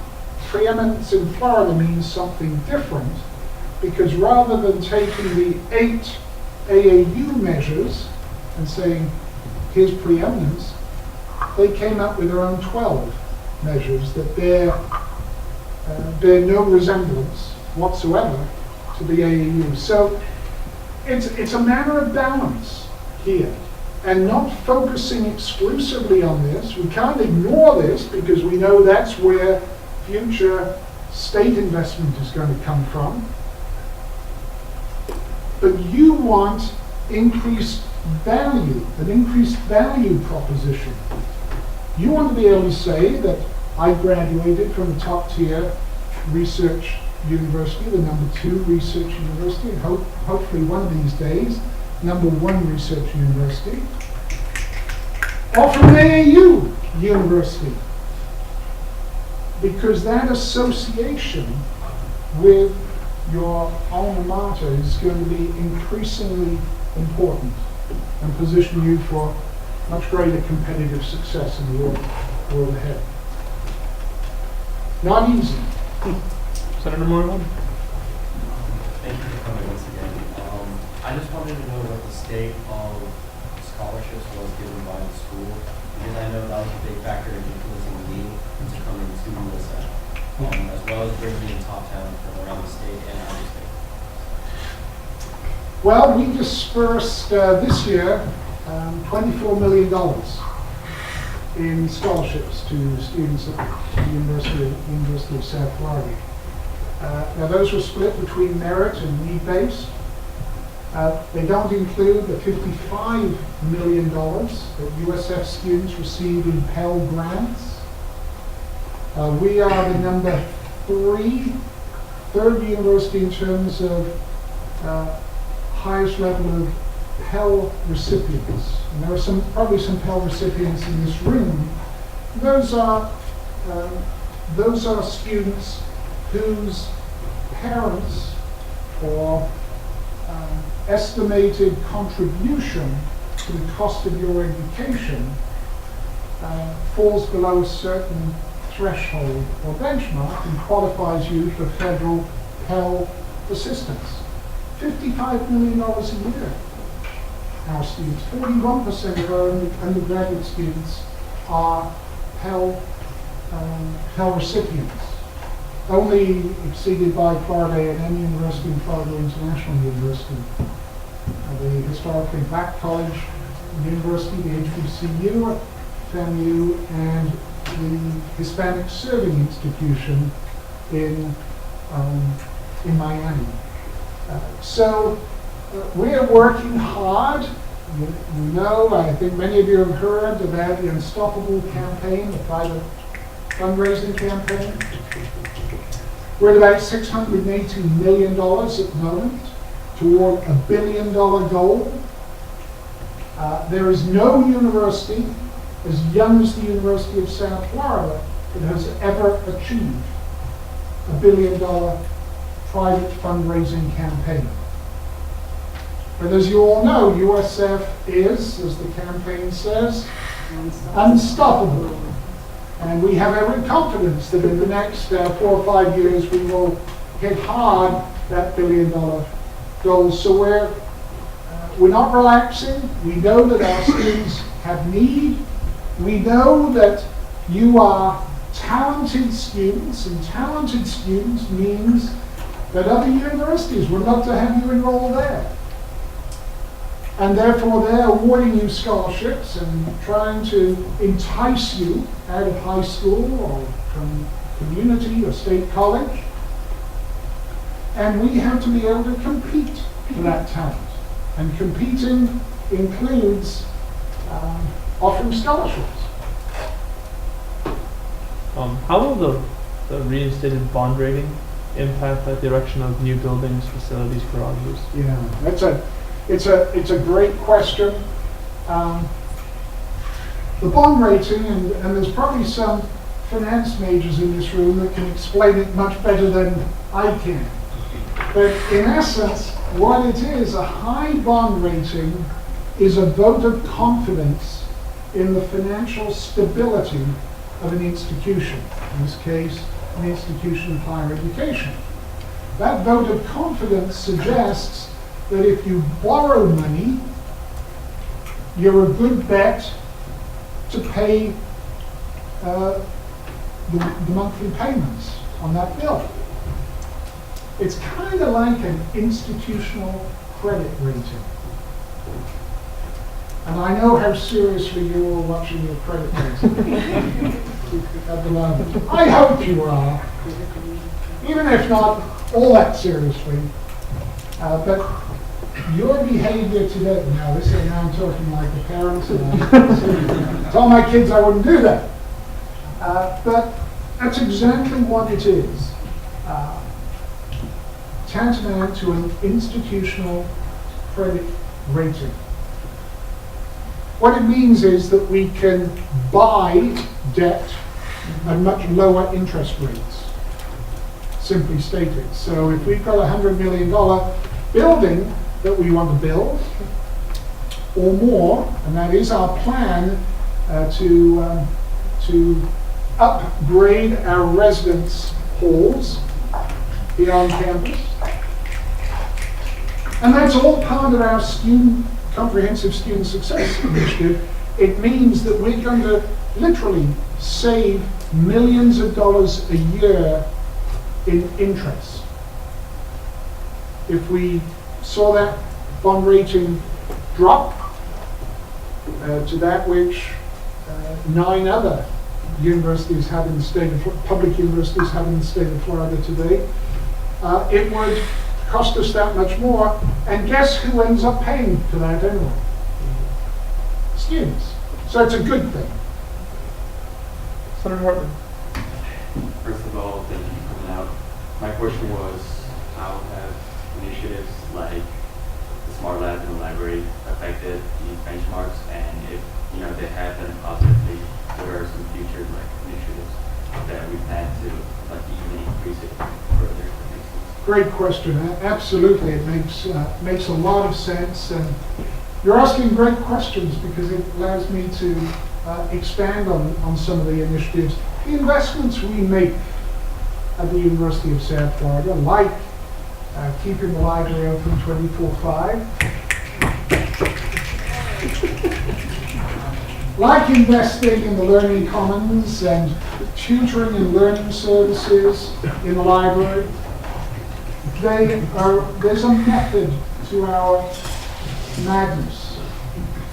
And I know that some of you think I'm mad, so but there is a method. Clearly, we know the reason we implemented the Smart Lab isn't because we thought it wouldn't be a nice thing to do to just clear out the second floor in the library and buy 500 new computers and nice furniture and have somewhere for students to hang out at 3 o'clock in the morning. That was the product of an analysis of the number of W's, D's, and F's awarded in certain classes. Awarded, earned. Some of your fellow students earned those W's or D's or F's in selected classes, primarily math classes in this case, and what we refer to as gateway math classes. Sad to say, we found some classes at USF where more than 50% of students weren't passing. So we embarked upon, again, a number of, and some of you are probably saying, thank goodness, because that's why I got a job as a peer tutor. And if we had all these students flying through with A's, what would I do with my time? So what we designed was a series of initiatives to ensure that proportion of W, D, and F grades shrunk. And we focused on selected courses. And a variety of initiatives. The Smart Lab was only part of it. How many of you remember when you take a calculus class and there are 200 students in the lecture theatre? That you may still be taking those classes. But if you do, what we've added are breakout sessions. So now that you actually get into small 20, 25 student sessions where they're recitation sessions and you can actually go through problems, either on a whiteboard, maybe in the Smart Lab and the glass boards there, maybe through some of these computer-based labs that we've invested in. And what we've seen is the success rate of students, even in the first semester, climbed 15 or in one case 27% from year to year. And we continue to see that. Now, that's going to have an impact on several things. One, student retention. It's here somewhere. Academic progress rate. 2, 6-year graduation rate. 3, excess hours. Because if you have to keep taking that course time and time again, you're paying more, you're building up debt. You don't want that. You're taking longer. And when you graduate, you're going to find yourselves with those credit hours piling up. Not graduating with the 120 hours that you need, most students need in order to graduate. You're piling up other credits as well. So that's the type of investment we've made. But let me say this: this has to be a partnership. It has to be a partnership between the state legislature investing, you and your parents, or whomever your benefactors are, investing in your education. Donors to the university, investing. The community, employers, companies in the Tampa Bay community that, after all, are going to benefit from your knowledge, your talent, your skills. They need to be investing through paying for scholarships, paying paid internships, and the like as you move through. So it's a partnership. We can't look only to Tallahassee and expect them to pick up the tab. We definitely can't look to students and families and say, the responsibility is squarely on your shoulders. But we've got to work together to advance the University of South Florida and ensure that you graduate on time with the skills, with the knowledge base that will ensure your student success, your success as you look for a job or to move on to graduate school. Senator Lowe. You mentioned earlier about, or not talking about national championship. How important do you think sports and our programs that will affect our incoming students based on grades and staying in school? Do you think that's a big influence on it?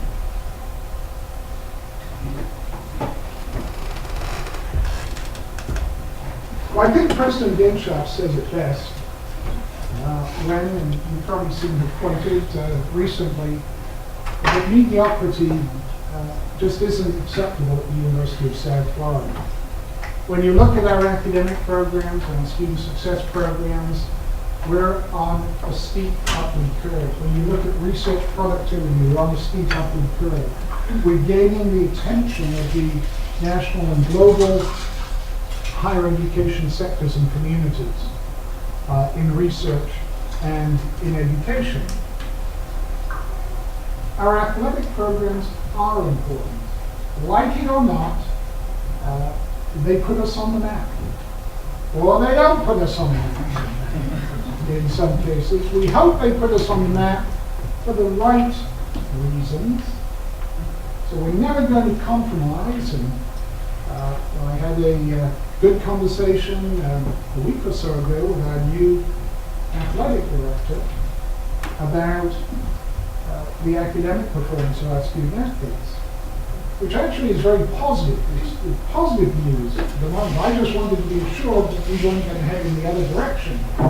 And certainly we look very carefully at his record at UCLA, and they've done a lot to be proud of. But no question that athletics are important.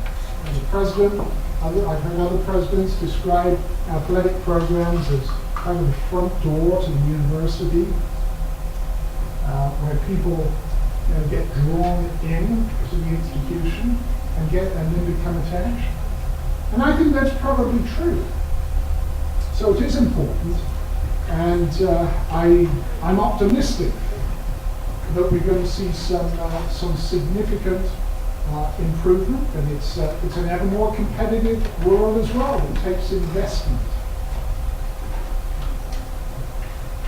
Sir, is that a follow-up? Go ahead. And with that being said, we just, for athletics, we just redid the Sundome. We just built a new soccer stadium. How important do you think is a football stadium? Do you think that would be more outdated and better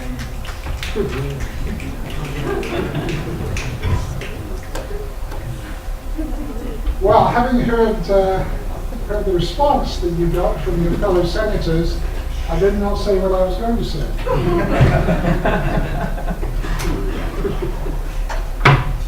I don't think it's the highest priority for capital investment of the University of South Florida. First and foremost, your education. The research experiences, and again, let me reiterate, we don't conduct research just for the sake of doing research. It's an integral part of your education. I think there are much greater opportunities for undergraduate students in research at USF than at any other university that I've looked at, where more often than not research is reserved for PhD students or or perhaps master students. Not so here. We expect you to engage. Now, we can only provide the opportunity. More fool you. And I say that to each and every one of you. If you don't build your resume through engaging in research, and that doesn't mean you have to be an engineer, you have to be in biomedical sciences. You can be in humanities, you can be in the arts, and we'll provide research or creative activities for you to engage in. But I think much more important for you and for your education and for the generations of students that follow you, higher priorities are in academic support, student support, classrooms, a more active life here on campus. So yes, I believe the village concept for renovating so many of our residence halls is important. And where else? We're never going to compete with an NFL stadium in town now. So it's interesting, our new AD is coming from UCLA. They don't have a campus on stadium. A stadium on campus. Be interesting, wouldn't it? Stadium on campus. They play, where do they play? The Rose Bowl. And it's further away from their campus than Raymond James is from us. I think he said it's nearly 30 miles from their campus. And they fill it up with state students and alums today. That hasn't always been the case at UCLA in more recent past. So he's much more interested, I think, in the early days in engaging students and providing a high-value entertainment proposition for students, alums, parents, members of the community that have aligned with the University of South Florida. Now, in the future, who knows? Senator Coca, you have a question? So, what are your top priorities this upcoming year, and where should student government be involved? Well, what we're looking at here, quite frankly, is where we can better perform. Tomorrow and Thursday, I'll be at the Board of Governors and in Tallahassee, and we've been asked to identify those areas that we could improve, we could improve upon. And the three areas that we've really focused on are number one. So that speaks to the importance of building internship, residency, career counseling, and career services for our students here at the University of South Florida. And even if we weren't focusing on that, I think we have that obligation to do a better job to prepare you for a successful future following graduation, whether it's at graduate school, whether it's in the marketplace. 6-year graduation rate. Now again, you saw that we're number 3 nationally in terms of the improvements we've shown, but a 63% graduation rate for a top-tier research university is not good enough. So we're going to continue to invest. That's a high priority for me. Tied to that is number 9. We've got too many students that are wandering through, in some cases aimlessly. And life was never better than when I was an undergraduate student, wandering through. Well, I still managed to graduate in 4 years.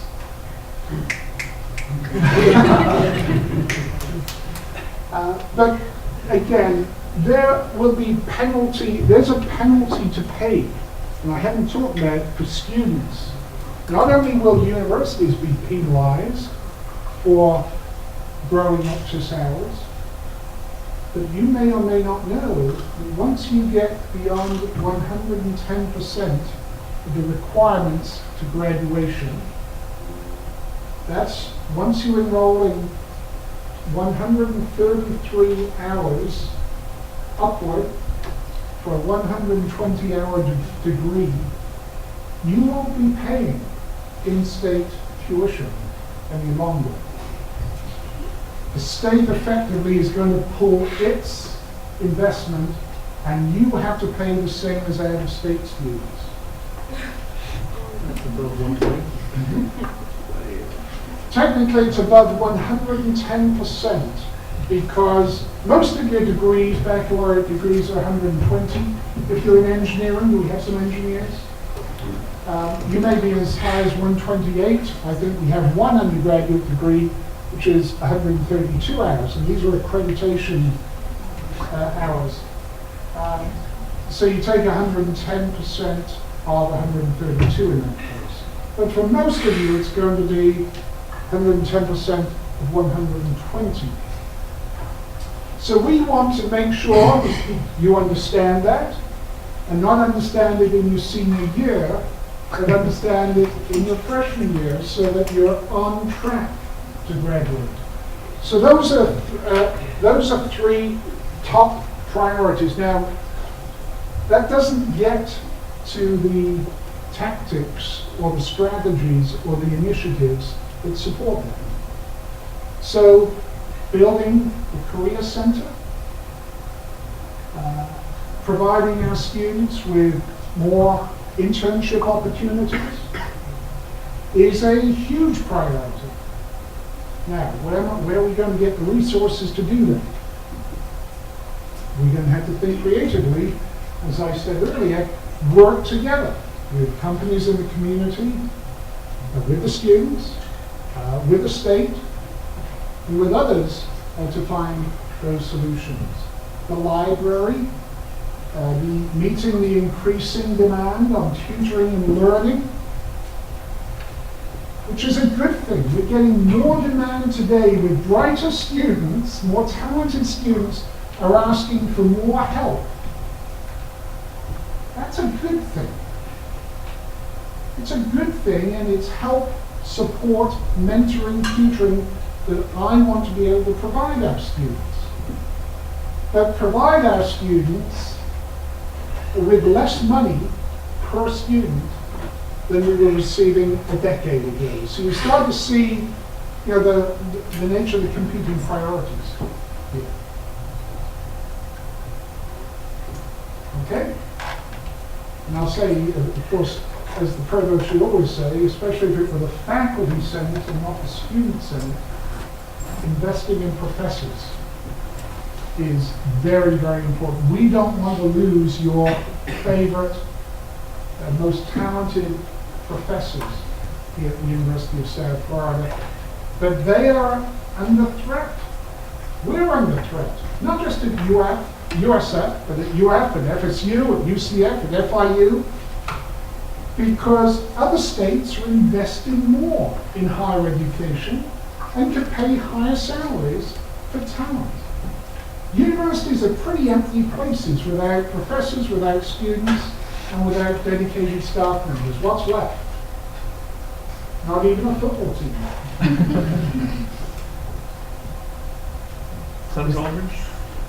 I actually wanted to make one sort of follow-up comment to what the first question from Senator Yoles was. And sort of note that, and it's sad that these are just happen to be all the non-revenue generating sports, but I feel like we're having a hard time of recognizing the sports that we're doing really well at that is not on the map. You have golf, soccer, tennis, baseball, women's basketball, almost probably we can make the tournament if they just beat Louisville at the last second. You have all those sports that are really, they're doing well, they're being put on ESPN, whether it's a softball for the tournament, where you see soccer win the Big East, and we have the screenshot of the golf team on in New York City.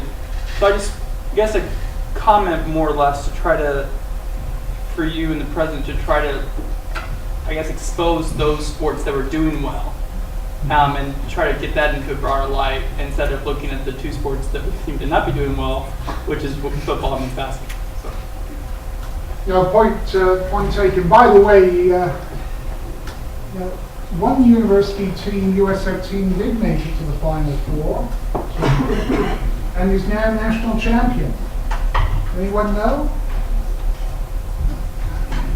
USF cricket team won the national championship over the weekend. So most of you are saying, what sort of eccentric? Isn't that something they played on Alice in Wonderland? No, that's cricket.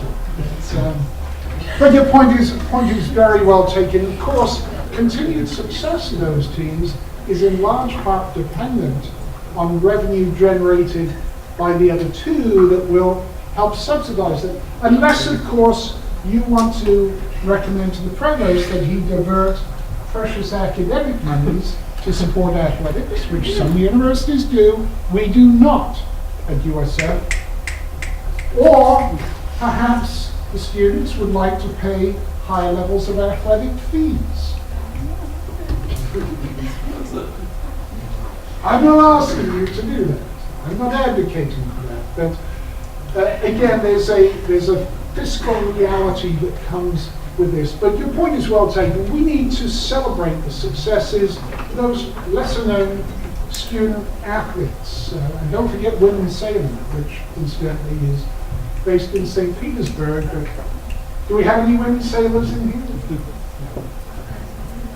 But worth remembering and celebrating. And I should ask, does the Student Senate ever invite some of those student athletes in and celebrate their successes? Matter of fact, we've been talking with the director of fan development to try to get the Student Athlete Advisor Council, that's the acronym, to come in. And it's only apparently because of the schedules of all the different sports, I guess, is the reason why they're not in. But we've been pushing for, I mean, we had Rocky here probably a month ago, 3 weeks to a month ago, to try to celebrate athletics in that aspect about, fan support, and trying to bring the student athletes in. So we are trying to do that, I think. And we also have resolutions for team and coach accomplishments during the summer as well. So Coach Malloy from the men's golf team and other examples like that. So we are trying, for sure. Terrific. Hello, sir. Thank you for all the information that you provided. I actually had a question about the endowment numbers that you guys had. I think it was on the previous slide, or the slide already. Yes. For USF, it says that the endowment fund is $334 million.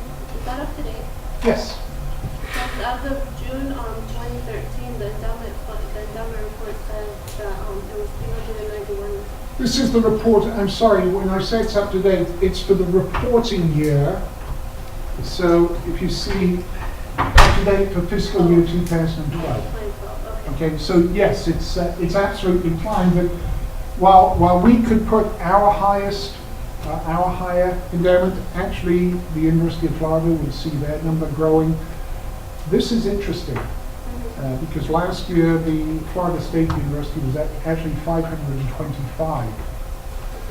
There was some poor investment decisions made at that university that saw them drop at least $27 million because one must assume that there was some funds flowing into that endowment at the time as well. So not very good investment. If you're looking to invest all those excess funds that you have sitting in your back pocket, don't call Tallahassee, call Tampa. Good question though, and good catch. Thank you. Senator Lynn. In regards to excessive hours, I know that I have an idea about how we can reduce it. I mean, just a big idea.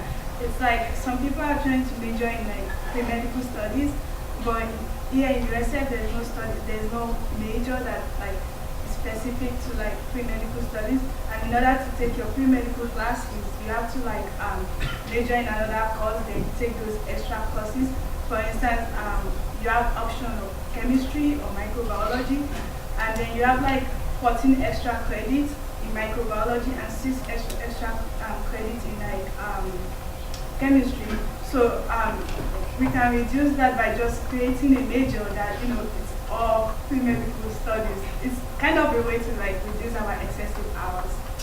No, those are the type of ideas, the kind of ideas we really want to hear from you. Many of you know, I think, our senior Vice Provost and Dean of Graduate Studies, Dr. Smith, who's been very quiet. Would you raise your hand, Dr. Smith? Very quiet at the back. But I'm going to ask him if he'll make a note of that. And as we go forward, one of the big problems we have at USF with excess hours is students that want to take double majors, for instance. And we always thought that was a good thing and gave you a more competitive, put you in a more competitive position as you're moving on to graduate school. Unfortunately today, not only does the university get penalized for that, but you will get penalized for it. So what we're asking you to do, if you really want a double major, graduate with the first major and return as a post-baccalaureate student to complete your second major. And in fact, a new policy that was approved at USF earlier this academic year requires that you do that. Once, and this is a novel idea, but once you've met the requirements for graduation, will we expect you to graduate? Novel idea? You know, there are students that just love the University of South Florida.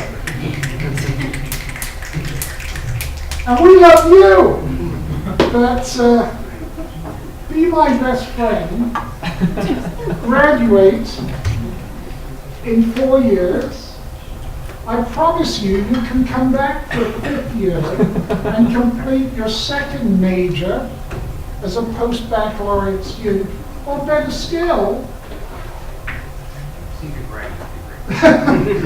go to graduate school. You know, it sounds silly, but be cautious. Now is not the time to be piling on the majors or piling on the minors outside of that 110%. And we're going to look at that pre-med program and see if it makes sense. Bouncing off of what you just said, in one of my classes, we had an advisor come and talk to us, and he had quite the opposite of what you've been saying. So I think talking to the advisors about that, he said minor, minor, minor, double major, double major, double major, triple major, do what you want, all this stuff. So maybe even talking to the advisors and telling them like, yo, new kind of action needs to be done, because until you said that, it was always like, I need a double major. And you're in the College of Health now. Don't look at this one. I switched my major. Don't do that too often. The only time. We actually have put some guidelines, and of course we expect our students and our advisors to comply with such guidelines, that we are going to limit switching majors when you can do it. Quite frankly, if you want to switch a major in your freshman or the first half of your sophomore year, you can probably do that without impacting excess hours. But if you wait till your senior year and all of a sudden decide that physics isn't for you, but dance is, then it's going to be tough to complete the requirements within 110 credit, 110%. But what you've said, and you'll see on that roadmap, you said one of the problems we've had over time at the University of South Florida is inconsistency of advising. And it's continuing by the same.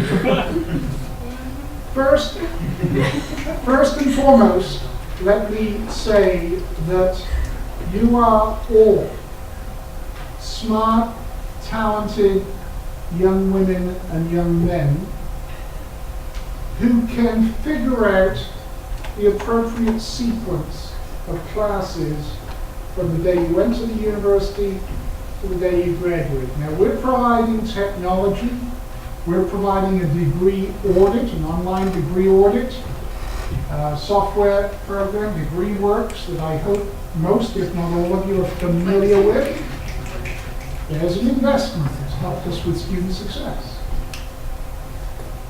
What I really want the advisors to be focusing on today is not the technical aspects of sequencing classes, but more the holistic advising and counseling, whether it's related to future career, whether it's related to positioning yourself to compete successfully to get into medical school or law school or graduate school, whether it's to help you better understand financial aid. Our professional advisors, and by the way, I'll tell you the dirty little secret here, is that until about 5 years ago, we had a lot of professors.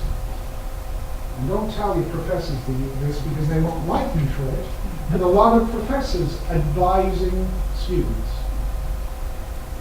on the sequence of classes. And if you want to see inconsistent advising, ask men and women with PhDs to do it. It was appalling. So, and it was also very expensive because professors tend to earn higher. So we put professors in their place, rightful place, back in the classroom, into the laboratories, and we've invested heavily, when I say heavily, millions of dollars over the past 5 years in hiring professional advisors who wake up every morning, go to bed every night, worried about one thing, and that is you and advancing you through the university. Now, that's not to suggest that we haven't made some mistakes in hiring, or we don't still have some advisors that don't quite get it. We're working with them. But on this occasion, Sophia, you can listen to me, please. Forget the double majors and triple majors, unless you're a student body president. Forget the multiple minors, unless you can complete a minor within 110%. Now you can ignore what I just said, but don't come crying to me when you get a bill for out-of-state tuition. Because I'll simply say, I told you so. Thanks. Yeah. Senator Trump.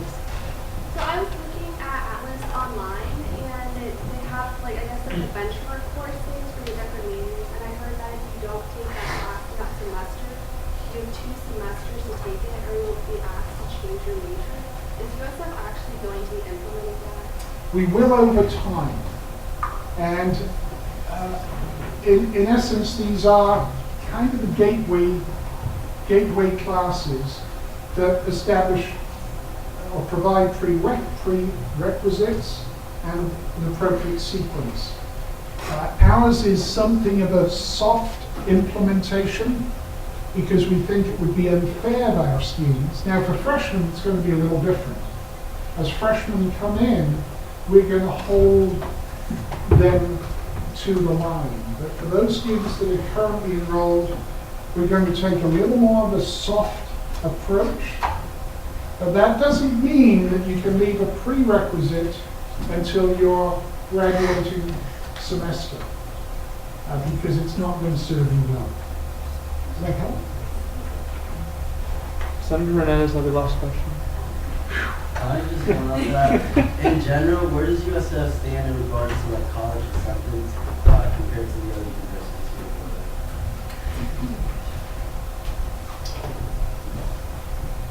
Very well. This year we'll have about 30,000 freshman applicants, and we'll enroll about 4,200 students. Actually, I lied. Last year we had 30,000. We're a little down on applications this year. We're around, I think, 47,000. But our admit rate is up. And what that means is, or as we read it, we're recruiting a higher quality of student to the University of South Florida now than we have done in the past. There was a time, now out of those 27,000, we'll probably admit about 12,500. At the end of the day, 4,200 will actually enroll. So there are technical terms, two words, conversion and yield, and this is more than you ever wanted to know, but the number of students you convert from applicants to admits, that's one percentage that we look at very carefully. And then the students that we actually yield or enroll are those that were admitted or another. We've been around 33% yield rate.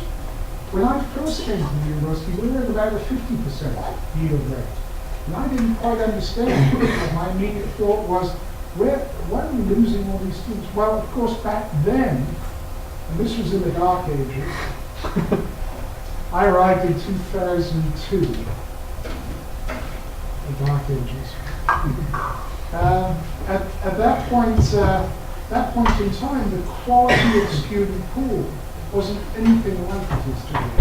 So it makes sense that we actually enrolled, admitted and enrolled higher numbers.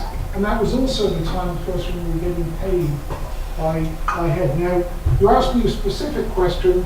Our conversion and yield rate is as strong as any university in the state of Florida, including that one in Gainesville. The reality is that the Gainesville pool of applicants and students actually enrolling will have a stronger profile, because the University of Florida still is the choice institution for most students.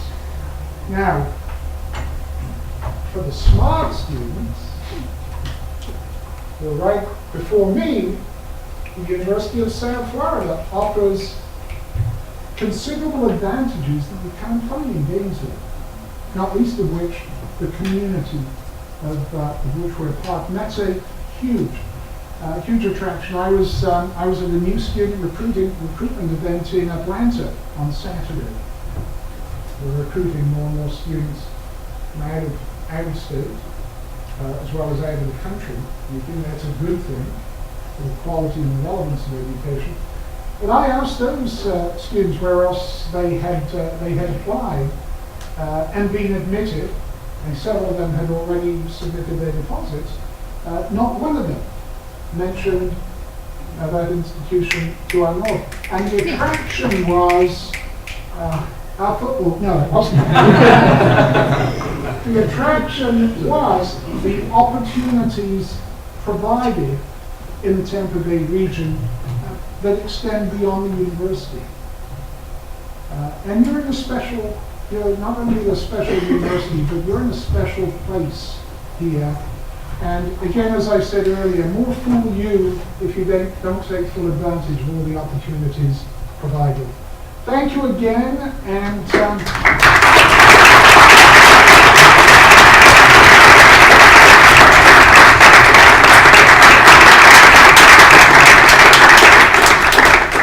I should be applauding you, and thank you for some wonderful questions. Know that I'm here first and foremost to serve you. If you have questions, if you have needs, other than financial needs, my pockets are empty now. If you have needs, always feel free to email me. I'm easy to reach. Those of you who have emailed me in the past know that I actually answer my own email. And I do get back to you, generally in timely fashion. rcwilcox, WILCOX, @usf.edu. I'm here to help you and help you be successful. Thank you very, very much.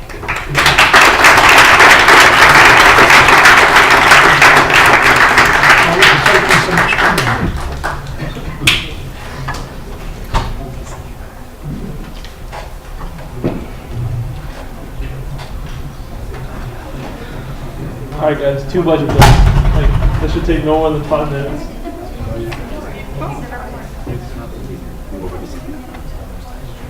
Well, we still have to go through all this stuff, so like, hold on. Would you guys like a recess? No. Okay, let's go. Yes, sir.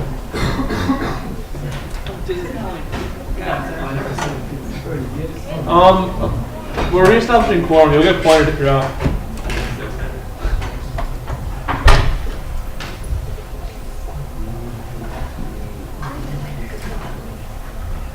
Alright, just click 1 if you're here, and then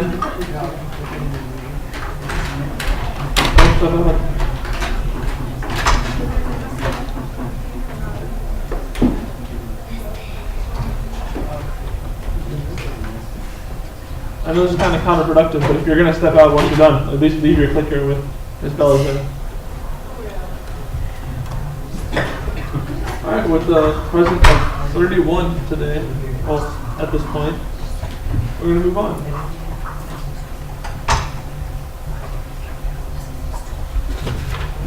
Senator Aldridge, is that your motion? No. Senator Arbor, is that your motion? Motion for a 5-minute recess. Sure, any objections? Well, I won't actually accept your objection because front row just disappeared. Unless they weren't here the entire time. Why do you get a 5-minute recess? Because everyone's gone.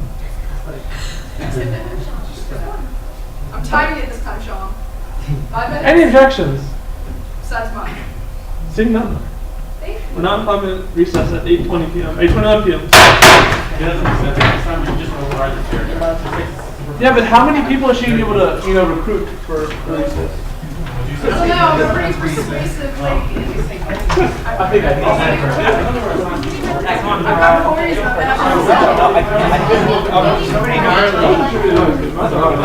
I didn't expect it to last.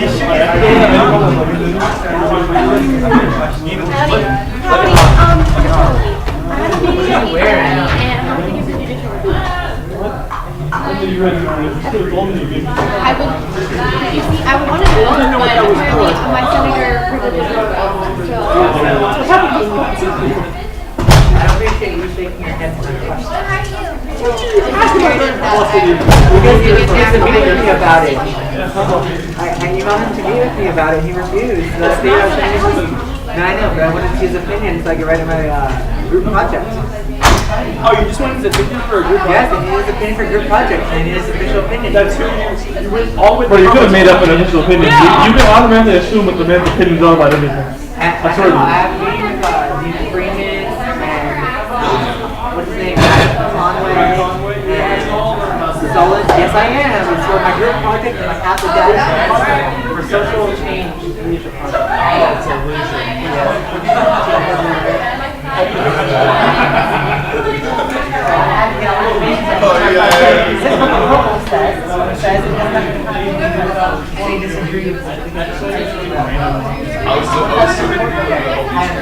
How do you think that you should use this strategy? I appreciate your encouragement. Annette, I love that. I just want to know what it's been like.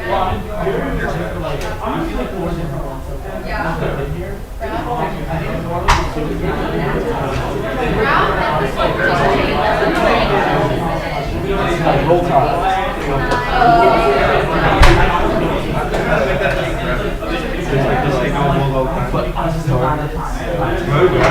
No, I started it now, so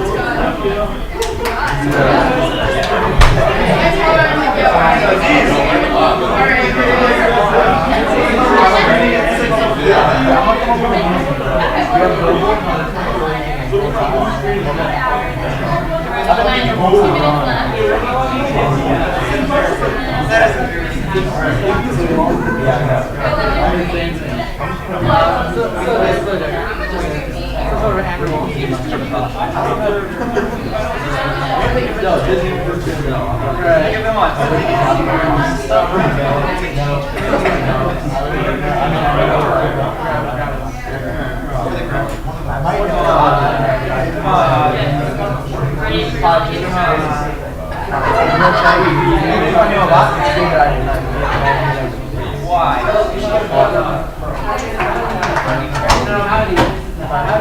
We were also gonna do the like the shells that were No, I know enough about Fox. I'm so excited.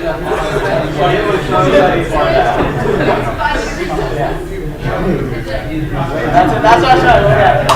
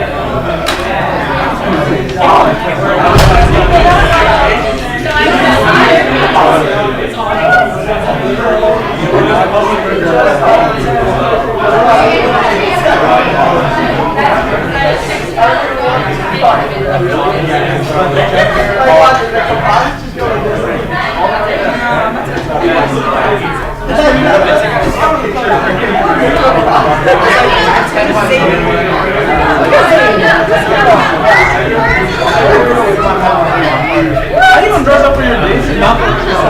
It's just like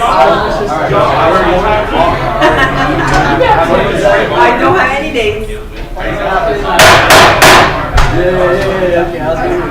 Sit down.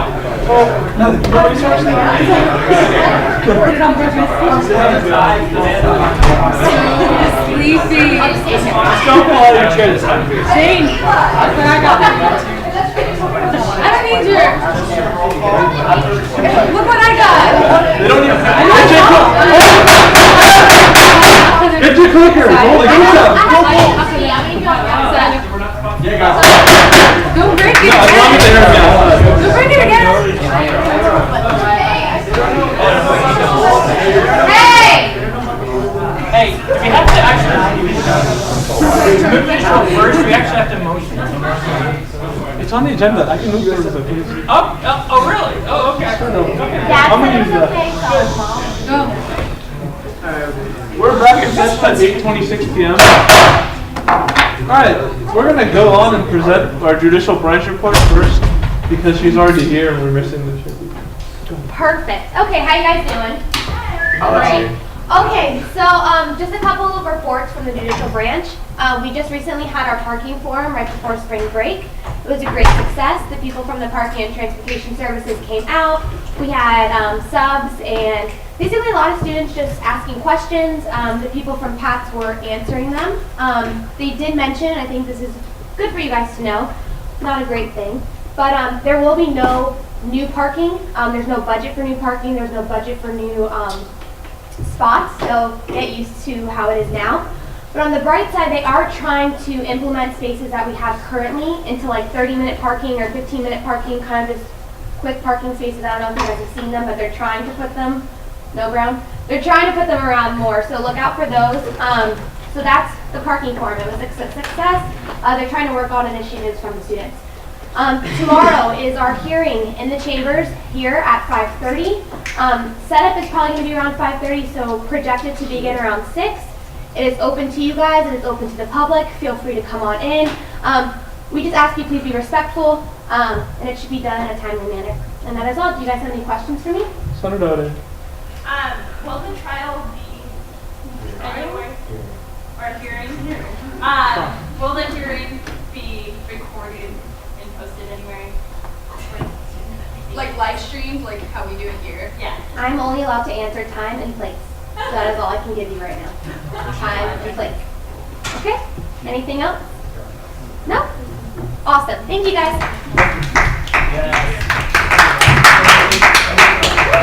Yeah. Moving on down, legislative branch report. Down up, what are we doing? Senator Bontar, well actually Senator Pellegrino in his place. You see, didn't meet, so what are we going to do? We did have a meeting the week before spring break because we didn't make quorum. However, we will continue with our business this Thursday at 6 p.m. in the conference room. Any questions? Senator, cool. Moving on, Senator 50. Hello. Senator Arbor. Hi. Appropriations and audits met on Monday at 12 p.m. We looked over 3 off-campus requests. One was approved. We looked over 3 budgets. They were approved. Mr. Romero chaired. And you'll be seeing 2 budgets coming before you today. And yeah, any questions? Oh, no. Senator Arbor. How many? I know we've had some issues with some constitutional ones, like just sending one to the committee, but we didn't go through sending it because we saw constitutional issues. We had 2. That was my question. Yeah. Okay. Thanks. Questions? Seeing none, thank you, ma'am. Yeah, if you, she'll do this, so I can notice. Oh, okay. So in terms of ACERT, we had a very, very, very lengthy session before spring break.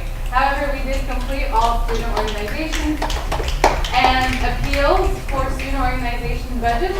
Deadline is Wednesday, March 19th by 5 p.m., which is tomorrow at 5 p.m. Written appeals are due by next week sometime. It is outlined in my email to the org.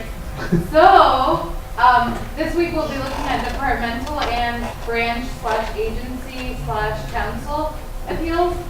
Next week we'll be looking at student organization appeals. You will see our final bill on April 1st, hopefully, unless something goes drastically wrong. Any questions? Senator Belzer. Same place, right?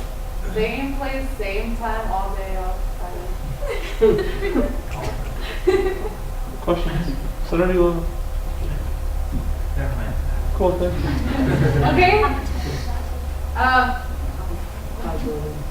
We allocated 14 point something Money. Senator Aziz. Alright, so JC met 2 weeks ago, and in the committee we're talking about the same time when they had the election results for the runoff, talked about that, some grievances in the committee, just explained it to the committee. And this week we don't have any JC. I encourage the members to go to the trial for public support, so tomorrow 5:30. Also, we have new senators in the back too. I want to say hi. Any questions? Seeing none, thank you, sir. For Senator Coco, is there a comment to? That's with me. We didn't meet today because we attended. So, wonderful. See you next week. Questions? And then if anyone would like to present special funding, but you're not really meeting yet, so I'll present one. They haven't met, so. Questions for special funding? Cool. Senator Aldridge. That was a thrilling presentation of special funding. One more thing to touch up on the 10th day. I want to give a big shout out to Senator Monteith for hosting the 10th day. 2 hours that we had, we had pizza about 15 minutes after we started, but I think he said he got about 225 survey responses in 2 hours. That's a really good number for this year, so I appreciate his work as well as Senator Hartman. Senator Alini was there, Senator Richards was there as well as myself. So we did a really good job. Hopefully we made the nighttime safety issue more relevant to the student population. Specifically with me, Senex met the week before spring break and voted on February Senator of the Month. So the Senator of the Month is Senator Song, Mo Song. So congratulations.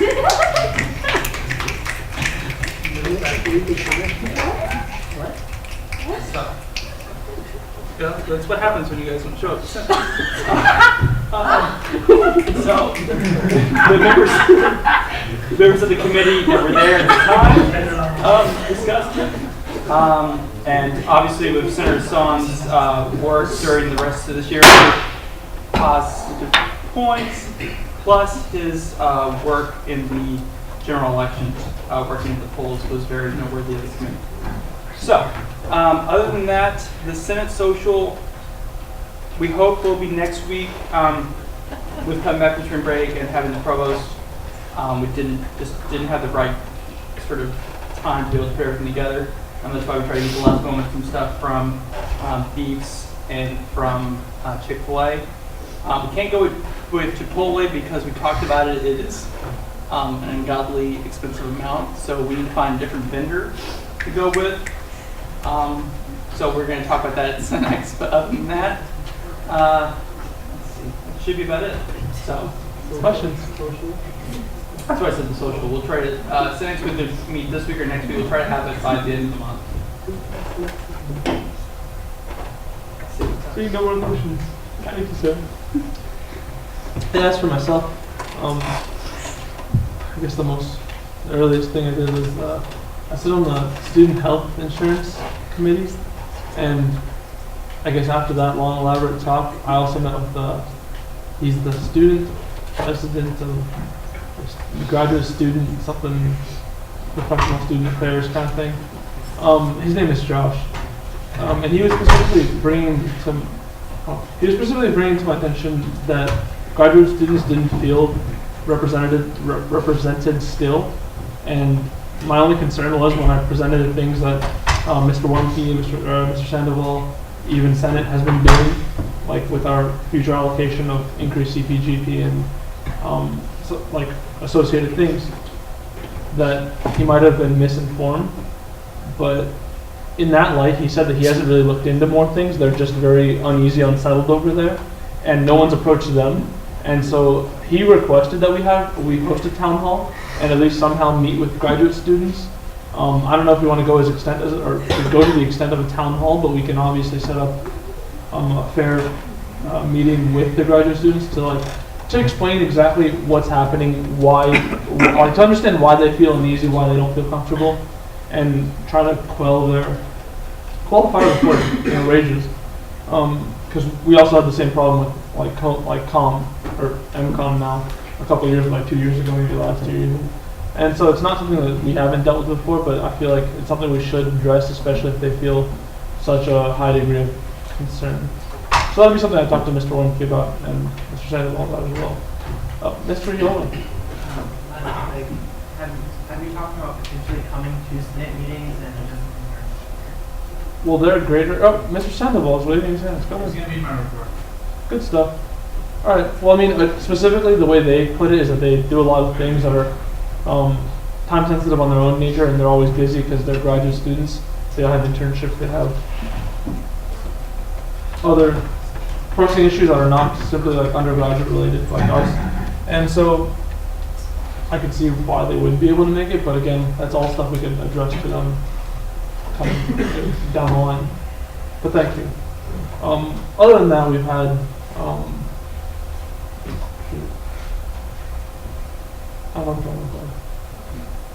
oh no. I'll write everything down. But okay, I'll just get back to it. Yeah, so the student health insurance fee, they're considering, I don't know how many of you guys are actually use the state health or the school's health insurance, but that's what they're talking about, to see if it's still fiscally feasible for someone who couldn't afford health insurance to use this one and fall under the new DPACA, like the ACA or Obamacare, whatever you want to call it. It's all the same thing. And so if that'll actually impact the way we function as a university and for those kids. I also met with, so far, his name, Dr. Miller. There you go. Dr. Miller. We talked to Dr. Miller about coming down the future with how his first year has been and what he could hopefully want to see, or at least half a year at this point. What he would want to see with the future of student affairs and seeing how we could help him. And that was over the break. So other than that, it's been pretty fun leading up to, I guess, tomorrow and next week. Base art. Questions? Cool. All right, moving on. Executive branch report. I don't know if Mr. Sandoval, you'd like to come down and present. You're awesome.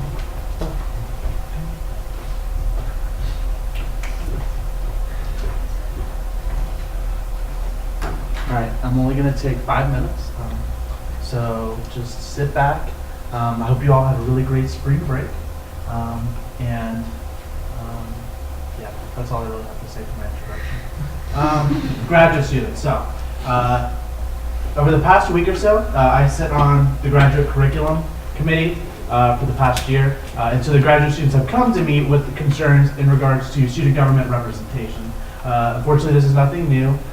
Will and I ran on the platform since I am finishing up my master's that we would advocate for the graduate students. So, the idea that Will and I came up with along with the members of the graduate school is that we're going to put together a task force. Once all of the election stuff gets settled, we would like the new president and vice president to sit on the task force because this is not going to be settled in 3 or 4 months. This is going to be a process that goes on for probably another year because this is a huge deal. Other universities handle graduate students a lot differently than we handle graduate students. So there's a lot of different directions we can go. So we just need to make sure that everyone's at the table. So we want to make sure there's senators on the task force.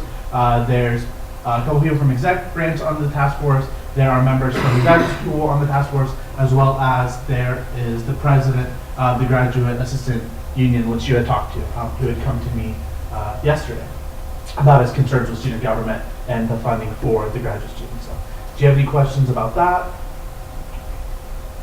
No? I did ask if they wanted to come to Senate about 6 months ago. They weren't really sure what that would do because, unfortunately, there's not really great representation of graduate students in student government.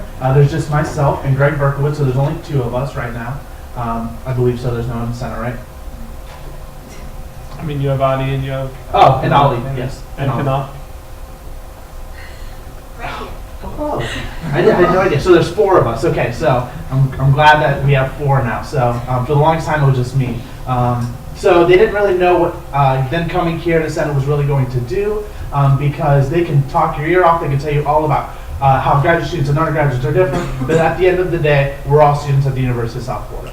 So we need to come to a common. Oh, thank you. We need to come to a common agreement, common understanding, so that both we can all benefit. So that is the task force. We will invite Adam and Sean. So that was, and then John Coco. More than likely because he is the University Affairs Committee person. So I felt like that was a good balance, and maybe if they don't want to sit it, or if they want to bring more senators, they can do that. That's perfectly fine. So that is the graduate assistant one. The second task force we're putting together next week is the mission statement. Will and I ran on the idea that we want to change the mission statement or add on to the mission statement. So we will be adding members of Senate, Judicial branch, and members from the executive branch so that we can come to agreement of what the new mission statement could be. About 4 years ago, the mission statement was crafted for student government, and it hasn't been changed since. And as most of you know, hopefully, mission statements are living things. They change with the organization. So if it doesn't need to be changed, that's fine, but we should at least take a nice, honest look and make sure that our mission statement is following what our organization is doing. So those are the 2 task forces that we will be heading up. Because those are the 2 things that we really ran on, and those are the 2 things that are left to accomplish. And that is my report. Is there any questions? Senator O'Day. What exactly is a task force? Okay, so it's the exact same thing as an ad hoc. And so it's a group of members from the different student government branches that come together. There's minutes, there's different results that come out of the task force, and they work together so that they can come to a common agreement. Go ahead. So how do you become a part of the task force? Okay. So like I said, I'm going to invite Adam and Sean, and they can honestly invite whoever they like. So they can open it up to you, and whoever applies.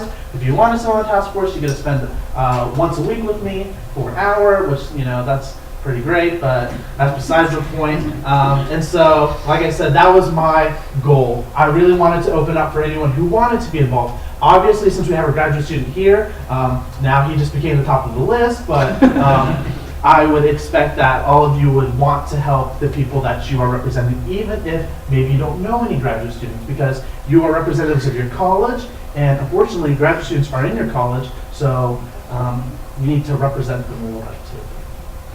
That's my 2 cents on it. That's all. That's my plug. That's all I'm giving to you. Is there any other questions? Seeing no other questions, thank you, sir. Thank you. I'll see you next week. Bye.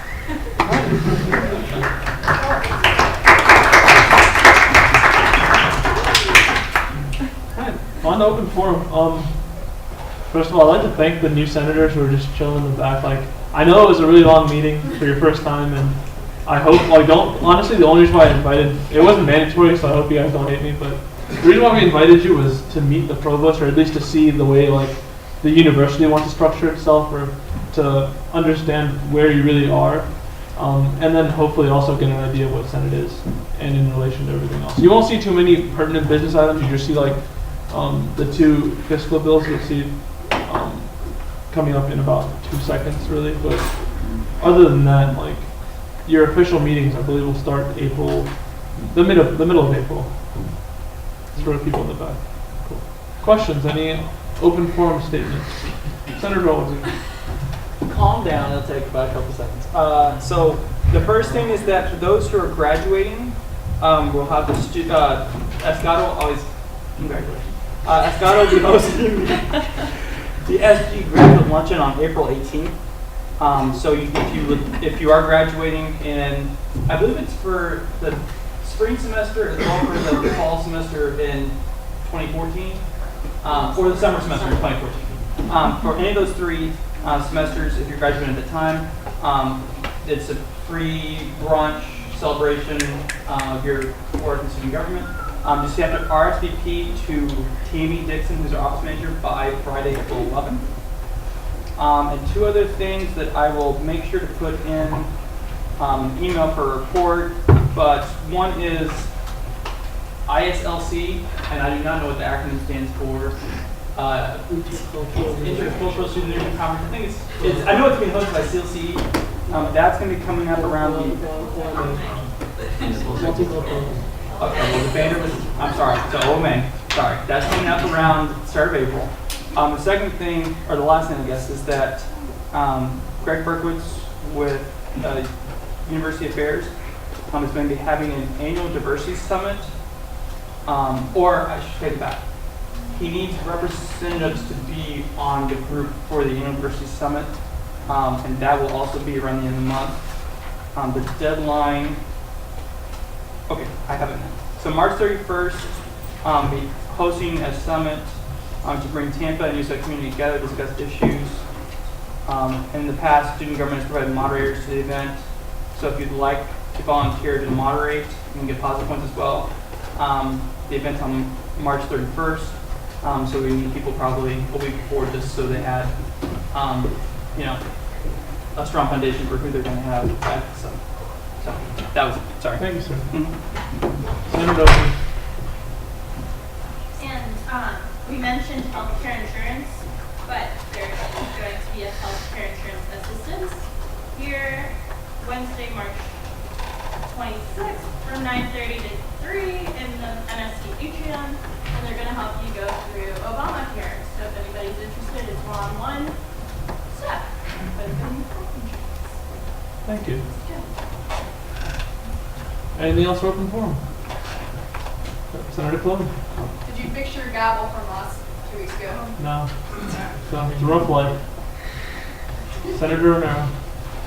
I also want to give a shout out to Senator Brown and Senator Moramone for coordinating your outfit so well. Thank you, sir. Senator Alderman. I want to just ask briefly, because we only have 4 weeks left. For those who went to COSGA, what would be your best way of trying to interpret or trying to gather information about what would be the first, so there's a bunch of promo items you brought about, there's a bunch of programs you talked about. I think all of us would want this one the rest of this year. We only have 4 weeks. If we need to start doing one of those, having one of those programs or having one of those promo items, that we need to start in the next week or so. So I could send an email out for sure, but I just want to get maybe a feedback, or at least you want to get feedback from the whole Senate about how to try to get programs or promo items set up in place that we can have by the end of the spring semester. Mr. Hausman. I think one of the best strategies would be to work with the representatives from each branch. And so working with the branch leadership to ensure that these things are documented and put in your transition reports to your successors. That way, not only are these followed up in the next 4 weeks, but also further down the road. And then you can also decide which ones are most feasible to accomplish in this time. So you don't want me to talk with you, who went on the COSGA program. You want to talk to the branch leader who does. No, I think it needs to be a meeting of everyone, including the attendees and. Okay, this is something we can handle over the email, guys, because you can obviously email the people who went and see what they think. Anything else for open forum? Senator, okay, guys, good stuff. Okay, let's move on. Fiscal legislation on first reading. Whoever's presenting it. It's going to be SB 54080, Students for Sensible Drug Policy. Oh, there you go. And Ms. Fitz, if you'd like to just present the budget. We have $60,686.12 left in the interim account. Any questions about the interim account? You turn it on. Alright, so this is for the Students for Sensible Drug Policy. They requested $3,121.70 and we allocated $540.60. Their approved events are up here: shirts, a speaker, end of the year banquet, and cuts were made from standards. Yeah, I think what they requested was travel. Is that right? Or past events? No, just standard. I forgot what this was. Any questions? Senator Yolo. If I saw correctly, I think it's at the speaker's $500. What did you guys decide how much to allocate for that? There's a standard fee of $150, which is what we allocate for, which is one of our options for allocating the privilege students. Yep. Thank you, sir. Questions? Senator Yolo. There are no more questions. Sure. Any objection to moving the voting procedures? Seeing none.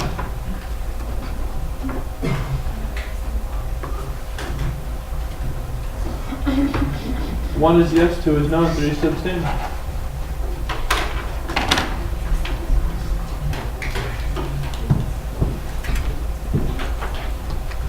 Thank you.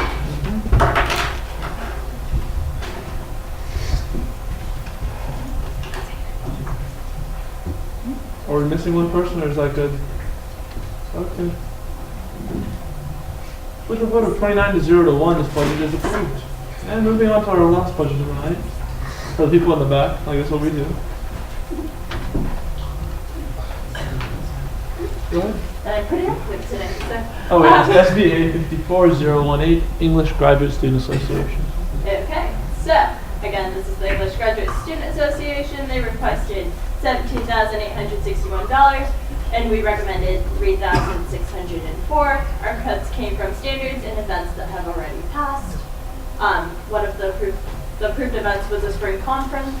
Here's a little bit more information about it. So, any questions? Let's go back.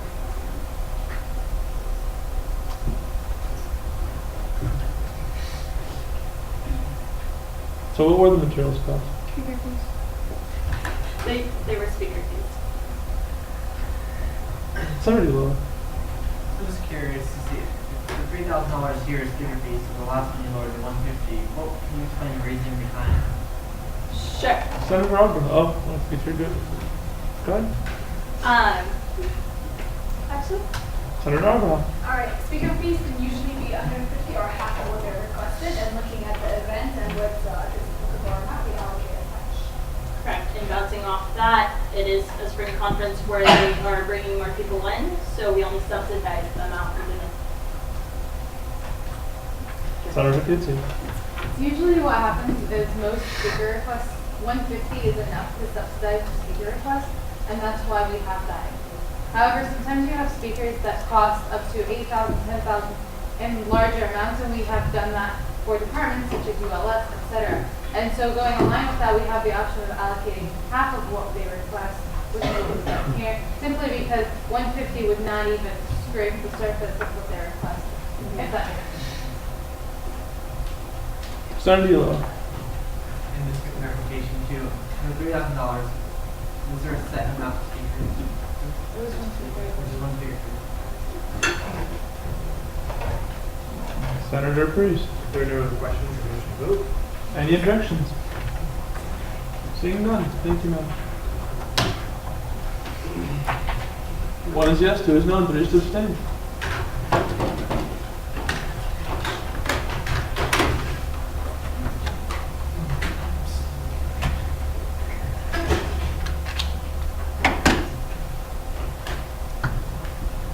That's everybody? Alright then. With a vote of 29 to 0 to 1, this budget is also approved. Moving on, just hit it, come on. Final roll call. Click 1 if you're here.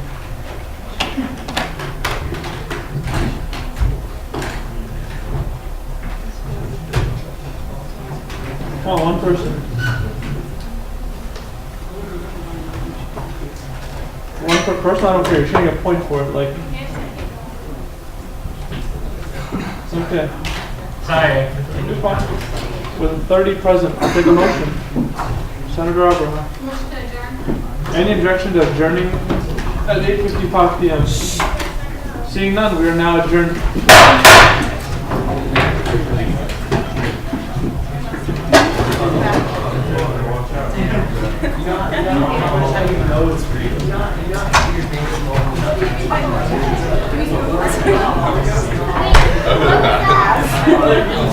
What was that self-defense thing you guys did? Oh, it's hard. So my class is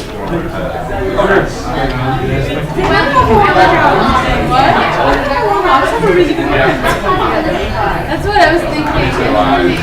Yeah. I don't know if you know anything about this. I'm Ryan, by the way.